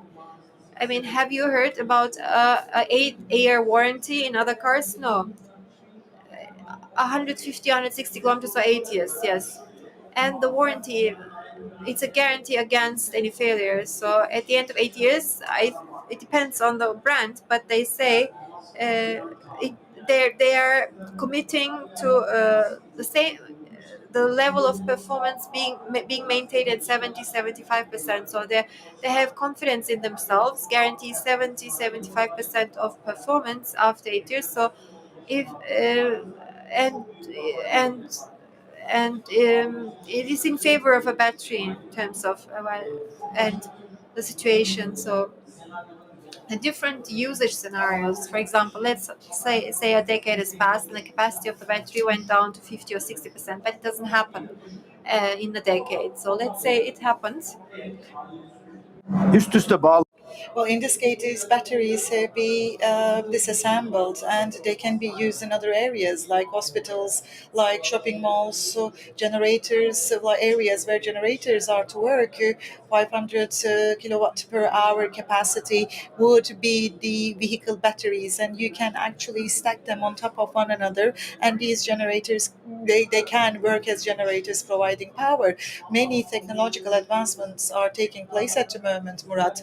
Well, tens of thousands of engineers are basically striving to develop solutions in this area, and there is no area where human cannot come up with solutions for. So there are opportunities for that constantly. Well, modules and models can change for batteries, because 90 kilowatt per hour battery, well, it is consisting of 20 to 30 modules, but manufacturers don't really recommend changing models, because every module has their own characteristics. Well, charge and discharge cycles are inherent, and this may be replaced as much as possible in one piece. However, if a module is completely useless or invalid, well, due to the lack, not necessarily due to the lack of capacity, but maybe it's because it's completely dysfunctional, then you can replace it.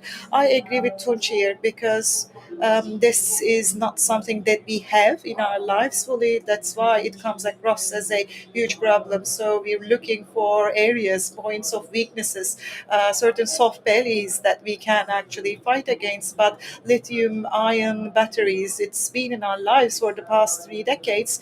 Our PCs did have it, and our torches had this, and the screwdrivers with chargers, they also had lithium ion. So this is not a new technology, this is such a mature one, and this is a very long-standing one, so we don't really need to be scared of that. May I add something? Well, you're more than welcome to say it. My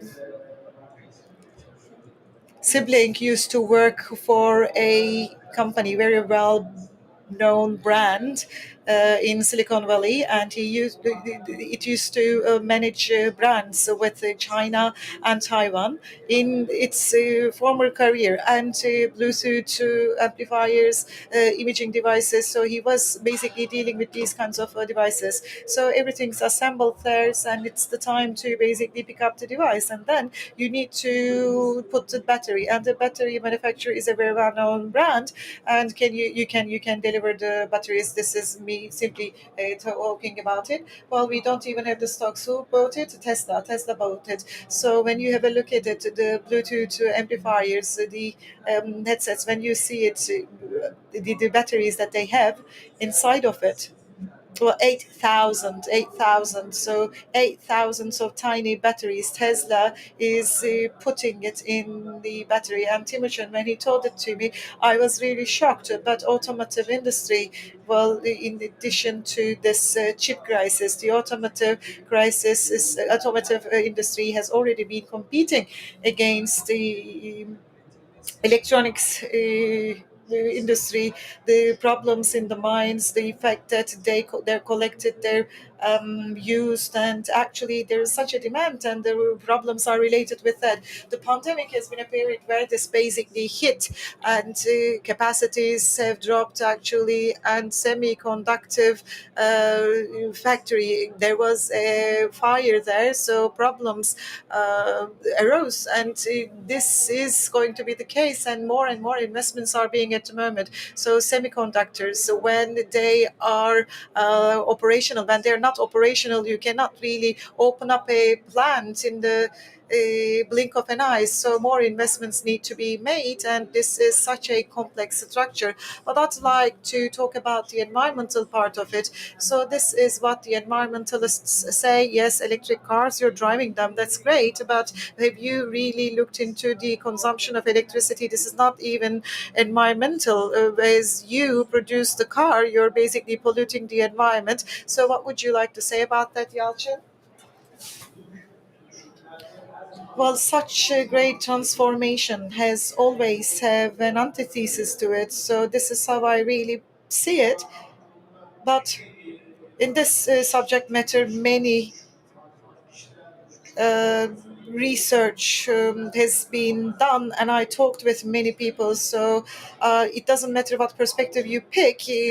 Electric cars are definitely more environmentalist than internal combustion engine, and electricity generation will take place with renewable energies in the past. So today we're at a better position than yesterday, and will be in a better position than today tomorrow. So if we are to discuss this, we can't really get out of this discussion, because this is an academic and philosophical question. But it doesn't matter what kind of a perspective you choose. I don't really find such a discourse so quite conducive. So its contribution to the environment is definitely positive. Using these cars in an electric manner is definitely better for the world and for the planet. We have different stakeholders from the industry, and they serve the same purpose, objective. And I can say the same thing. No matter what happens, auto manufacturers will be manufacturing environmentally friendly pieces. Supply industry will also be eco-friendly in their production, and OEM equipment will be eco-friendly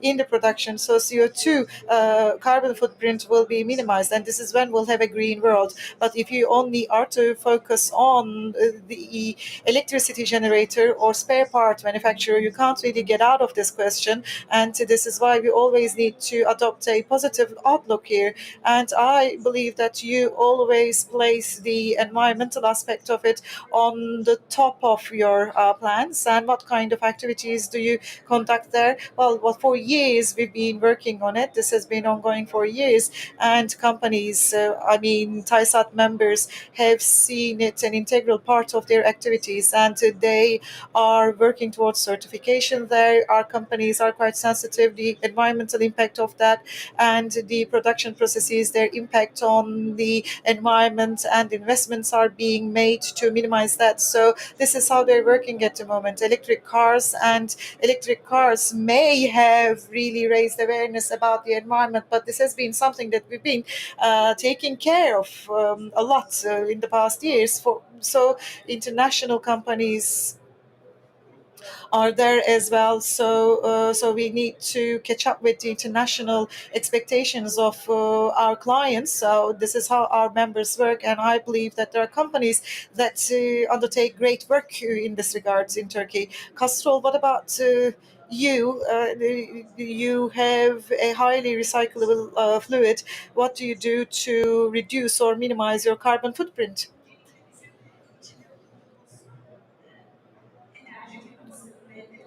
well, energy company, BP family, we're part of them. And by 2050, they have committed to minimize their carbon footprint. This has been the first company that has done that in this area. And they've basically changed their motto as an integrated energy company. So energy's impact on the environment, power's impact on the environment, and generating energy with the sources that will have the minimum impact on the environment. These are what we're looking into at the moment. And carbon emissions and petrol, oil, and its derivatives that serve us. So power in the world is being generated with these kinds of sources at the moment. But it is thanks to the commitment and decisiveness of the companies like us that we're going to work towards renewable energies. And in the meantime, we will be looking into natural gas and solar power and wind power. So when it comes to addressing the energy budget, significant efforts are being carried out at the moment. So this is related with the supply of energy. This is our perspective. And as for Castrol, a biosynthetic fluid, environmental biosynthetic fluid. This is what you're talking about it, and 25% of the ingredients are made of recyclable materials. But what we care about is to provide mobility. We would like to give the power. For this, we need to reduce the friction, and this is why we want to make sure that moving parts make maximum use of the energy.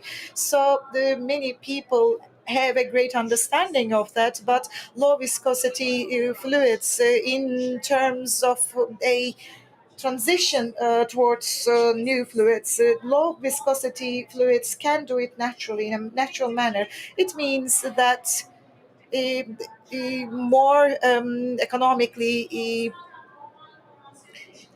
operated cars, and this is what we do with our own operations. And we also look into the minimization and elimination of carbon footprint in our other processes as well. And the core theme of today's panel is the e-liquids used in e-vehicles, and this is the main incentive that we seek. But this is not only the automotive industry that we're in. We have also industrial fluids and oils in industrial plants. We also have activities related with their efforts to minimize the consumption of water and energy. Fluids are used there, oils are used there. We also support these kinds of industrial plants.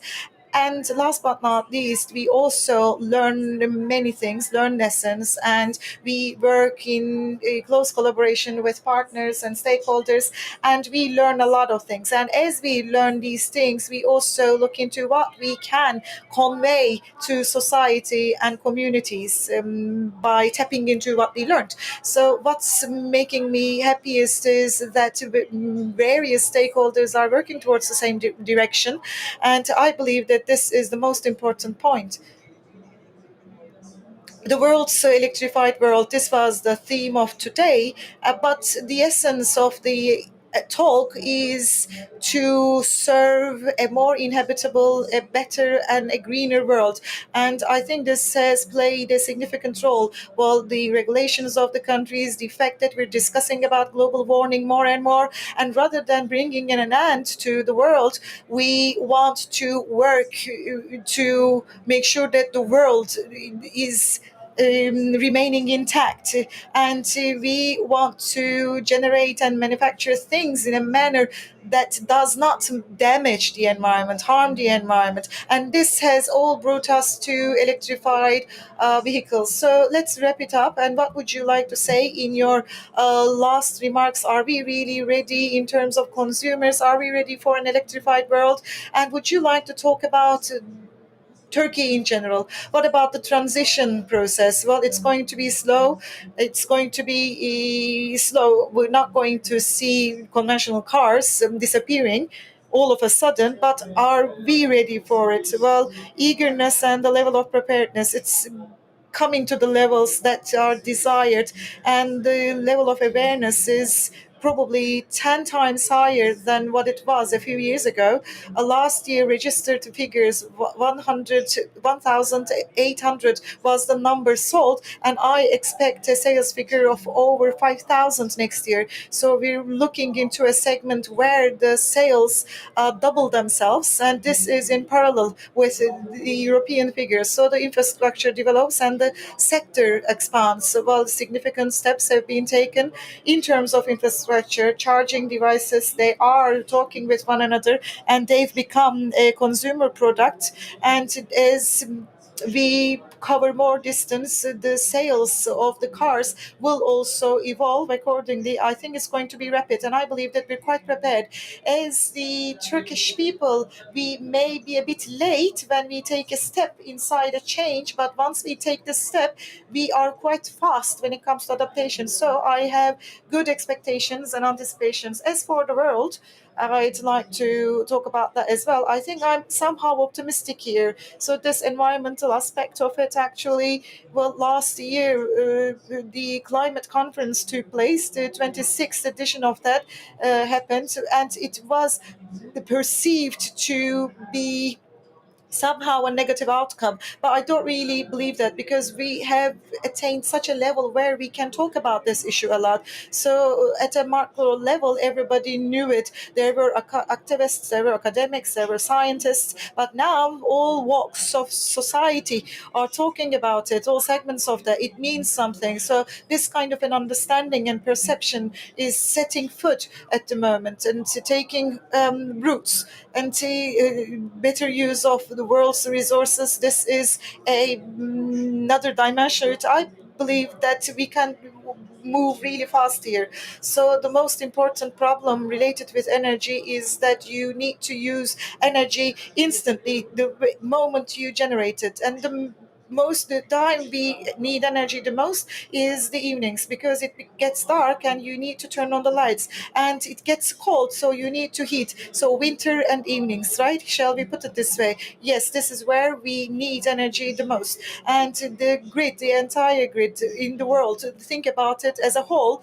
Well, imagine that it's that simple. So constant need for energy. So there is a time period for 8 to 7 hours where this need for energy is really intense. And for that area, for that particular time period, you probably don't use this. So there is this technology, vehicle to grid, V2G. So we will be hearing about that in the coming years more frequently. So this is going to be a grid where we connect our car, and the idle energy in the battery of the car, you can give it back to the grid. So you're in the house in the evening, and your charging infrastructure allows you to take the energy stored in the battery of your vehicle. You can use it. You can use it in your house instead of using the energy in the grid. There is limited number of cars like that, but once we have a car park of 40 million, for example, in the coming years, think about what kind of a potential this will mean in terms of savings. The biggest problem with electricity is that during the peak times, the generation cannot really answer that, address that. So the capacity can be filled or can be addressed or covered by the battery in your vehicle. So you turn off the light or you sleep, so the grid will continue to charge your car again, at least a portion of that, because for charging your car you have 7 to 8 hours. So this was an example that I wanted to share, because you have looked into an area where the opportunities are infinite. Opportunities are there that we cannot even imagine at the moment. So even the dimension of the environment, I believe that we can address that. So electrification is something where I'm quite optimistic. So I agree with you. There are many topics here, and I think this has been one of the areas. So a power bank, using it as a power bank, your vehicle, and you can actually power yourself when you need it. So we have changed our perspective into electric cars thanks to the involvement of TOBB. So, do you think investments have grown and risen thanks to the involvement of TOBB? Sure, that's for sure. So, when there is a domestic initiative for a car, investments are made in a more reliable manner, and there is great excitement behind it too. So, many TISAT members are involved in it in terms of support. They develop parts and they've also had themselves involved in the software processes. So, in addition to electrification, well, as we talk about mobility, many things will change indeed because, well, many there are people that are working with philosophy and principle is what I take as a basis. And we always need to make the most of our time. So it is really impossible for us to not question our habits. Do we really need to have such great distances or ranges? 1,000 diesel, it may be nice, but do we really need it? This is a question that we need to ask. So, car sharing is another topic that can be discussed. Other aspects are in aircraft, electric engines are being used at the moment. There are many, many ways of using this. So, electrification is only a tiny bit of it, and this is a change that will basically have a huge impact on all our habits. Yes, this is a great period of transformation. It seems that our stakeholders are ready for that. So in an electrified world, we're going to have more presence. We're going to use more and more electric cars. So e-mobility cars will be there. And last but not least, I'd like to give the floor to you. What would you like to say? What kind of a world will it be for us? Well, thank you. Thank you very much. Well, for the past 1.5 hours, we're talking about it, and I guess we could talk even more did we have the time. So this is quite an interesting theme actually, and the figures are out there. The 15 million car park of Turkey. So by the end of this year, it's going to be something like 10,000 electric cars inside this car park. This is what we're talking about, but it's going to be even faster in the future. And the intentions should be well here, and the intentions for the environment should be well here. And this is why we're working very rigorously. So, are we ready for the electrified world of the future? This is what we asked. I think we're getting ready for it. We're considering it together. But there's one thing that I can say. So there are stakeholders coming together, discussing on it and working on the problems. As long as we continue doing that, there will not be any concerns.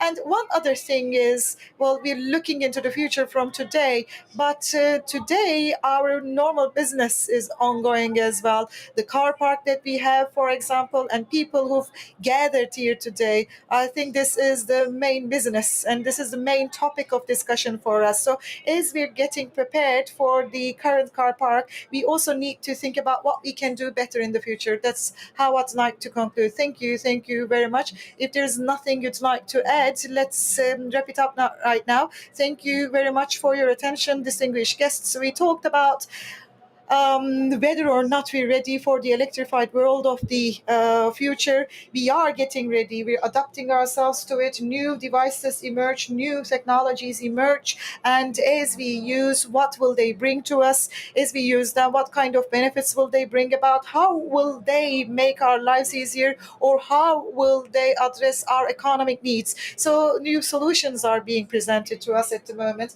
and my recommendation is that drive an electric car and see the advantages of that, see the convenience of that, and then you'll have certain questions and seek answers to that, and take an optimistic approach to all these things, because negative approach or negative look will not really help you at all, because there will be solutions to address each and every one of them. I had the same questions. What about the range? What about the distance? This was all I thought about, but I realized that I really didn't need a huge range. An electric car can actually meet my needs in a daily in my daily life, and this kind of the sound of the pedal and this need to reach higher paces, it actually goes away, it dissipates. The more you use electric cars, it brings with it safety, it brings with it the environmental aspects, and it brings with it the fact that the world becomes a better place. Thank you very much for your attention and participation. Melia Tatlısöz, Tunç Kip, and Yalçın Arslan. I'd like to thank our valuable panelists for their valuable comments, and I hope we'll see you soon. Thank you very much. Thank you. Teşekkürler. Ben teşekkür ederim. Sağ olun. Allah süper oldu. Çok memnun olacağı değil. Ben de Emre'yle daha önce sohbet etmiştim. Emre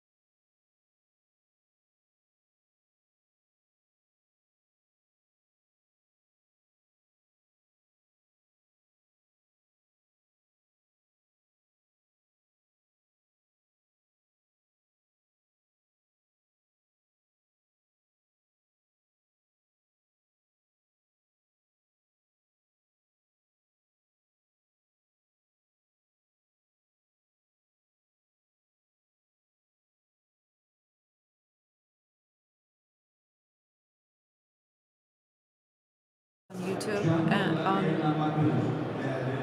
the Vimeo account.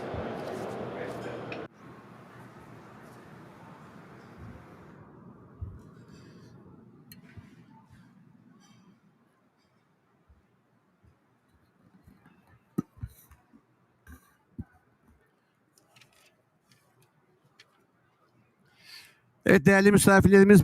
Distinguished participants, at 12:30 we started with Burcu Özdemir from Istanbul Metropolitan City Smart City Director. She talked about mobility in a smart city journey. It was an insightful presentation by Burcu Hanım, followed by the topic, are you ready for the electrified world of the future? Castro Turkey Marketing Director Nilay Hanım, Fireside member Tunç Bey, automotive expert Yalçın Aslan, and the automotive reporter journalist were with us. The last subject of today, last but not least, will be presented by Sertel Tantal. It will be about a serial production of local electric cars. Günsel. They're building this car that you see on the screen. Sertel Bey, we have a plaquette for you.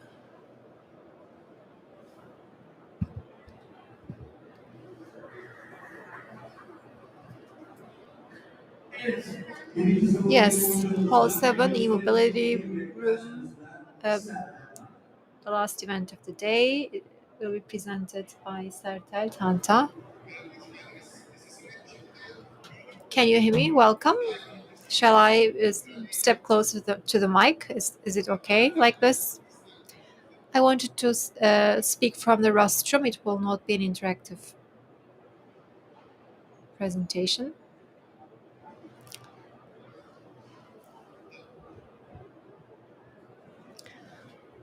So, 2 years ago, I participated in Automechanika and I delivered a presentation, which was followed by the pandemic. And for a very long time, we have been locked down in Cyprus under heavy condition and a strict condition. So after 2 years, I've been participating for the first time at this Automechanika event. Electromobility and electric cars are well understood. 5 to 6 years ago, when we departed on journey, these were not well known. I will present Günsel now. What happened in the last 2 years on Cyprus at Günsel? What are our targets? What is our roadmap? For those of you who don't know, what are we doing? What are our cars? What do our cars look like? And who are we? Günsel has three fundamental concepts: innovative, efficient, and elegant. This guides our way, not only when it comes to the cars we build, but also in all our work processes, ways we do business as well. In 2016, a small group of people initiated this work, which joined forces with a group company, Near East University, and Near East group of companies joined forces. Their core activities are education, tourism, health, construction, finance, energy industry. This is the biggest company in northern Cyprus. We have more than 6,700 employees. Northern Republic, if you know Northern Republic of Turkish Republic of Cyprus, in the north of Cyprus, you may have heard the Near East group of companies. I'd like to talk about a group a little bit.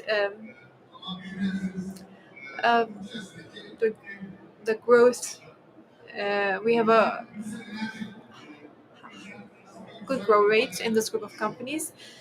Plastic, metal are other areas. We have an academy and other subsidiaries in the group of company. Nearest Bank is one of the banks, and we have an affiliate with Nearest Investment, Nearest Insurance, and Nearest Life companies. There is a Nearest University, Girne University, and hospitals affiliated to those universities. And in the university campus, we have daycare facilities. This is a 360-degree educational facility. In the technology group, we have many subsidiaries. We have industrial facilities that are also affiliated to the bank. In the tourism industry, we have boutique hotels, we have a tourism company, and in recent years, we have shown interest in arts, especially. If you come to northern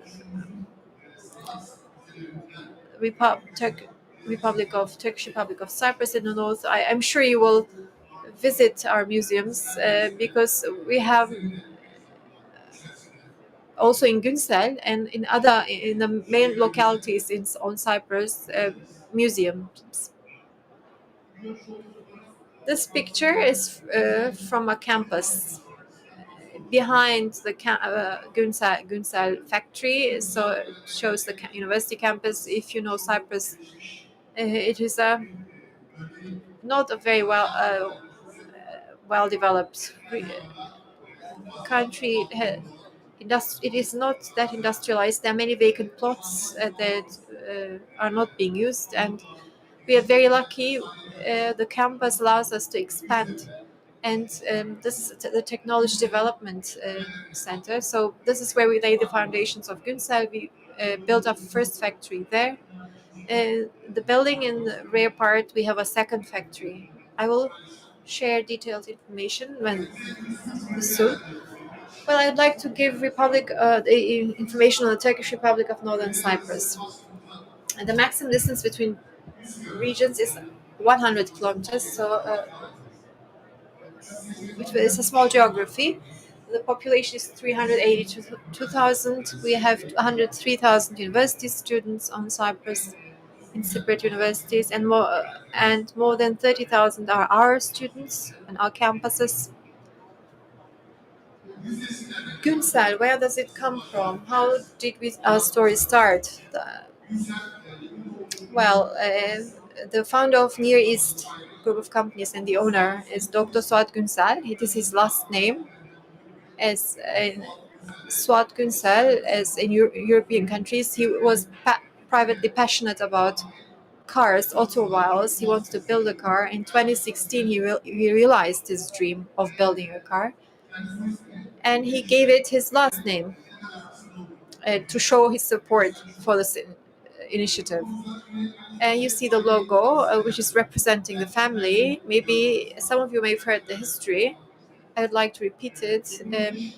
The external form is like a shield. It is protecting the family, the mother. It represents the mother protecting the family. The black part inside resembles G, the letter G, and 9 at the same time. G is the father, the founding father, Suat Günsel, of the company, of the family. 9 is the lucky number of the family. And it has 3 electronic pathways, wires. These represent our 3 keywords that I mentioned, the key concepts that I mentioned in the beginning. We will be loyal to electric cars. We will only produce electric cars, and they represent 3 children of the family. So it is connected to technology, the family, and the company all at the same time. Drive the silence is our slogan. Drive the silence. Of course, it is an electric car, and an expected function is silence. What did we do in this time period? 2 years ago, when you listen to a presentation, you know Günsel, you may know the part until 2019, but we made some progress after that.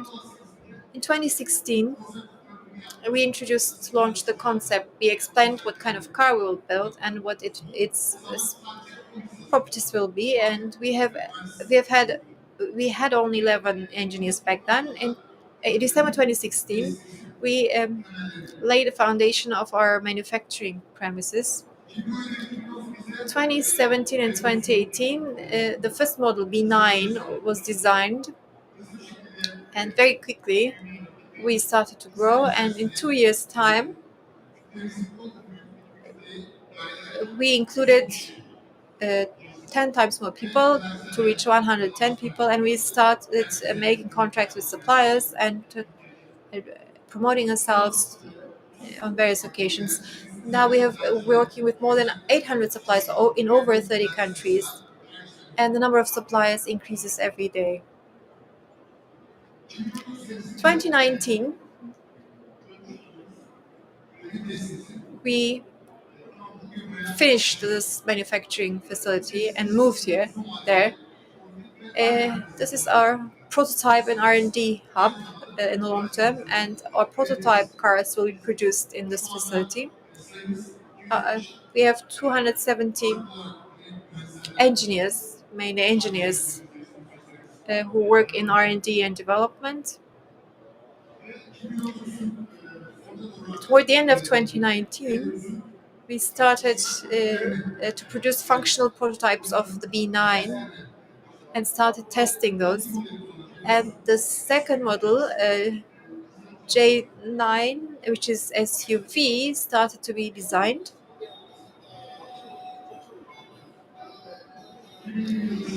February, this is the launch from February 2020.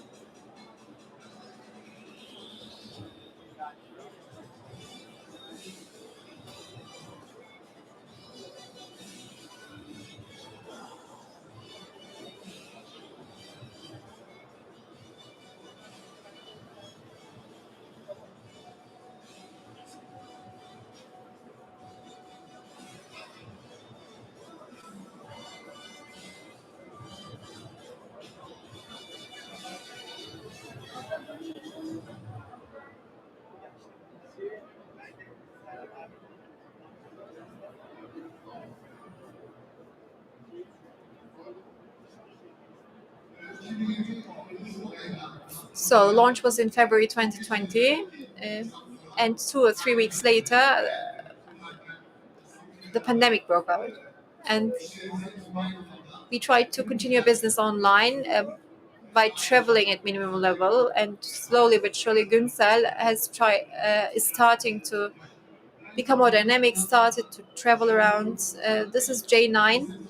This is the concept style work on concept work of J9. The SUV was shared later on. Following the launch at Lefkoşa Dereboyu Avenue, we opened Günsel's showroom, showing our cars, and the Günsel Art Museum was inaugurated as well at the same time. This is on Lefkoşa Dereboyu Avenue. You can see and touch the cars and try it, sit inside it. But not only that, you can go on a test drive.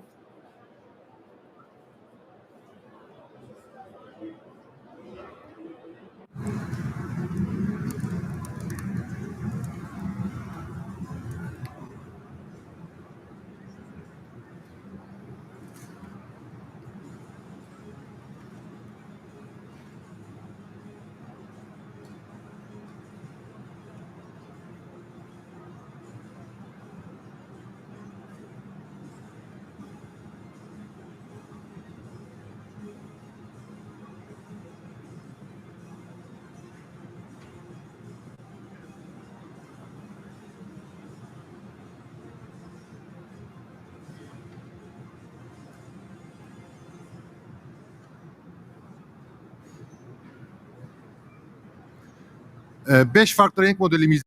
So 5 colors we offer, and we have public test drives. Every Wednesday we organize test drives for the public, and Günsel has a production capacity of producing one car in 15 days, while the desired time frame is 15 minutes, like one car in 15 minutes. This is why we're working towards mass production. For the past 2 years, we've been working non-stop. And this is the construction of our second production plant. And in this, we'll have Gülsan plastic and Gülsan metal. So we'll have plastic pieces and metal pieces produced there. So injection machines and dyeing machines and prototyping equipment will be here. And in January, we're going to deploy and launch this building. And we will have our main production hub, so where we'll have an assembly line to produce one car in 15 minutes. I'll talk about Günsel B9. Günsel B9, it is designed by Günsel, and we wanted to incorporate details related with Cyprus, and Wolflon was used, an endemic calf. Wolflon has a muscular look, and it looks like a goat, and it walks around mountains and the characteristics that make this animal strong. We wanted to use it in the car. We wanted the car to be an off-road car and a strong, robust one. And as this vehicle carries us, 140 kilowatt is the electric battery, or pardon me, engine. Again, thanks to Günsel. One pedal driving is what we offer. So when you accelerate, it speeds up. So when you leave the pedal, the energy is recovered. So this is regenerative braking. And our car is a modular car. This is how we developed it. And for the coming models, this modular design will save us time, will help save us time. And this is a composite body. You can see the detached piece, and this is made of aluminum. The chassis it is in the shape of a skateboard, and our batteries are, well, the electric cars have become widespread and they're very popular. So batteries are basically in the bottom of the car. So for C9, we'll use the same modular system. The frame will change a little bit, but the module will change a little bit. But that's all. So this is how we're going to implement it. The external pieces that make up the car, it's going to be conventional. Though this is an area where we're feeling a little bit far away, and plastic production is important for us. The logistics problems occur in the supply of it, so we wanted to produce these parts in our own campus, in our own facility, and then we'll increase our investments, and we're going to invite our new investors as well. So we would like to produce these cars in Cyprus, where we will produce cars in 15 minutes. So Republic of Northern Cyprus, so maintaining it, doing this business there, will it be easy? How will it be? Well, this is the general presentation, because industrial infrastructure in Cyprus is quite weak, and anything that we purchase, or any activity, any engineering activity we conduct, is generally the most innovative and progressive activity that's happening in Cyprus. And doing it in a country not very well known brings with it certain challenges. But we're not really intimidated by it, because we want this car and brand to be associated with the Republic of Northern Cyprus, because we also would like to focus on the contributions of these efforts to the Republic. So Republic of Northern Cyprus, we are focusing on the benefits and advantages provided to us as the users and as the developers of this facility. Well, this is a small part of the world. This is small geography we're talking about. So producing a car is never limited to producing a car. You need to provide after-sales support, charging, and infrastructure. You all need to have anticipations and projections. So you shouldn't really leave the end user alone. So the Republic of Northern Cyprus is a pilot area for us, because so the end users to whom you sell the product, you're standing very close to them. The charging infrastructure, the service network, you can easily establish that, provide them, and it is not really easy to leave the islands easily with the car. So in a way, you can have a hold on the geography easily. So we see it as an advantage, and our activities after we become successful in Cyprus, we would like to expand the volume, and we would like to do it in other parts of the world. So we believe that we're in an advantageous position there. We also have legal positions and advantages related with the fact that we're not a well-known country, and we also have a border with the EU. These are the advantages. So pros and cons are listed, and it's going to be slow, but at least we're taking firm steps in our progress. So battery package, I'd like to talk about that. Günsel design it is, and it's designed by Günsel engineer.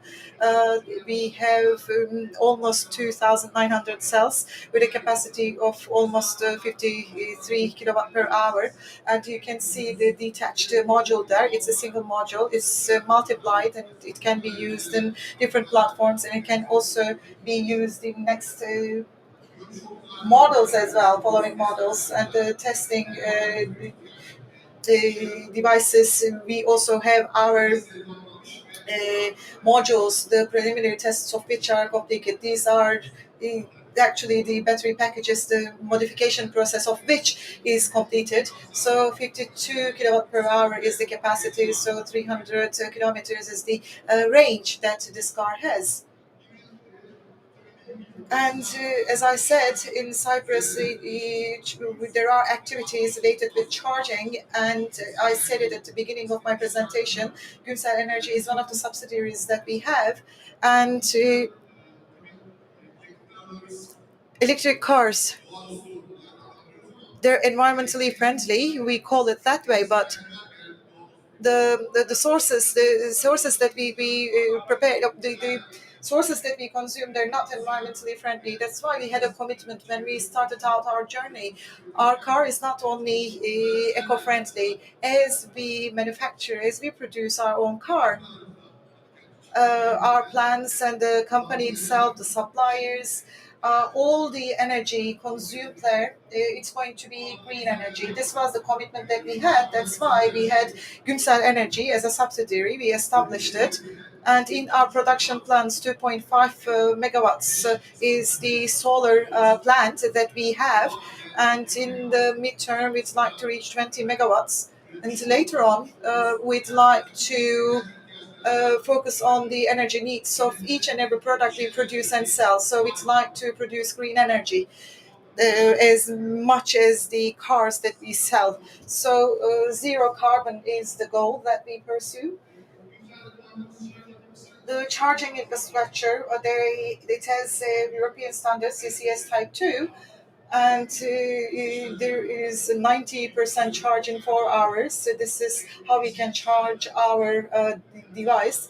And with a DC fast charge, we can charge it in 30 minutes by 80%. And this is an interior look. The keywords are here: neat, customizable, and elegant. This is what we wanted to achieve.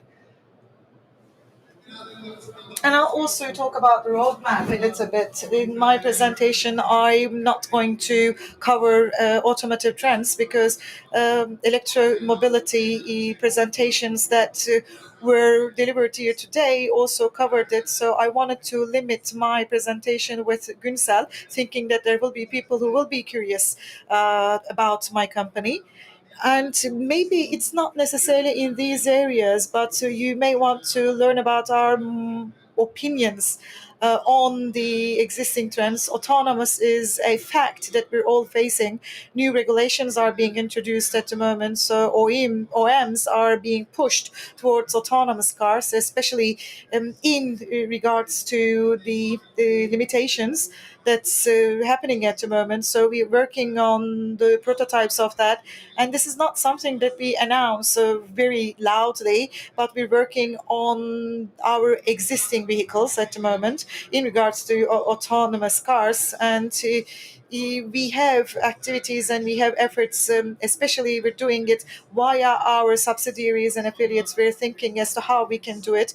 And our short term objective is to work with the insurance company that we have, and the warranty and insurance of our car. We can, for example, collect data. So this is one of the projects that we're planning to initiate soon. And as I mentioned, to producing cars in every 15 minutes, so 30,000 cars in a year. This is an objective that we're working towards. And next year, by next year, all standards and type works will have been completed next year, and winter and summer driving tests will have been completed. And starting from the Republic of Northern Cyprus, we will start sales and then we'll extend to Turkey and then to Europe. This is our general idea. And if you have questions, I can reply, but this is all from my side. Thank you. Thank you very much for your attention.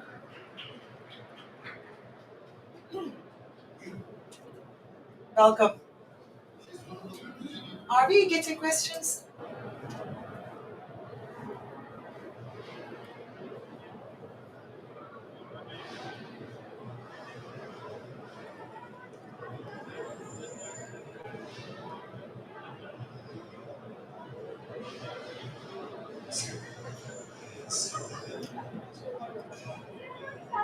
Canberk is my name.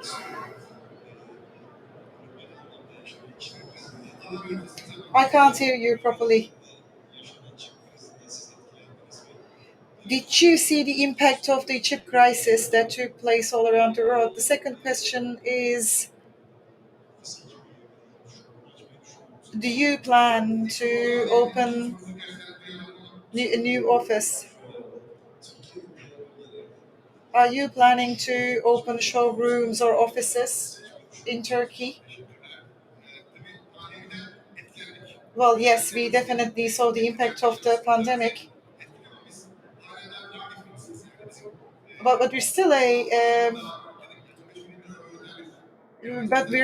an R&D company, so the chip crisis isn't something that really had an impact on us. I hope that once we start the serial production, the production capacity will increase and we're not going to experience such a problem. But the pandemic had a huge impact, though. So let's not limit it with the chip crisis. And if you ask me the second question, we'll have a network of showrooms in Turkey, but the commercial roadmap, we haven't really decided on it yet. Well, it'll be via distributors, I believe. This is how we'll have a presence in Turkey. But our desire is to attain larger production volumes. This is a desire that we have. But before that, Günsel brand, we wanted to be associated with the Republic of Northern Cyprus, and we wanted to contribute to the visibility and recognition of the Republic. Thank you very much for your question. Any questions?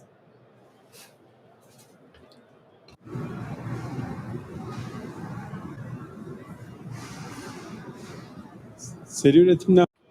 So you're talking about serial production, but is there a starting date?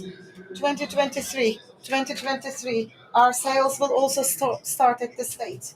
Thank you. Thank you very much.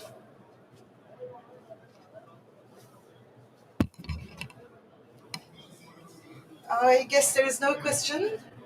Hello.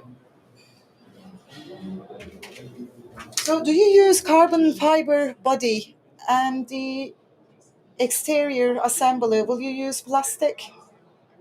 Well, not really. Metal pieces, we don't really have many of them. And the exterior assembly will be thermoplastic and plastic products. And the body will be carbon fibers. So it will be a different style than conventional methods. Injections and the establishment of that. Well, yes, yes. Thank you. Thank you very much. Thank you. Thank you very much again. Thank you for your attention.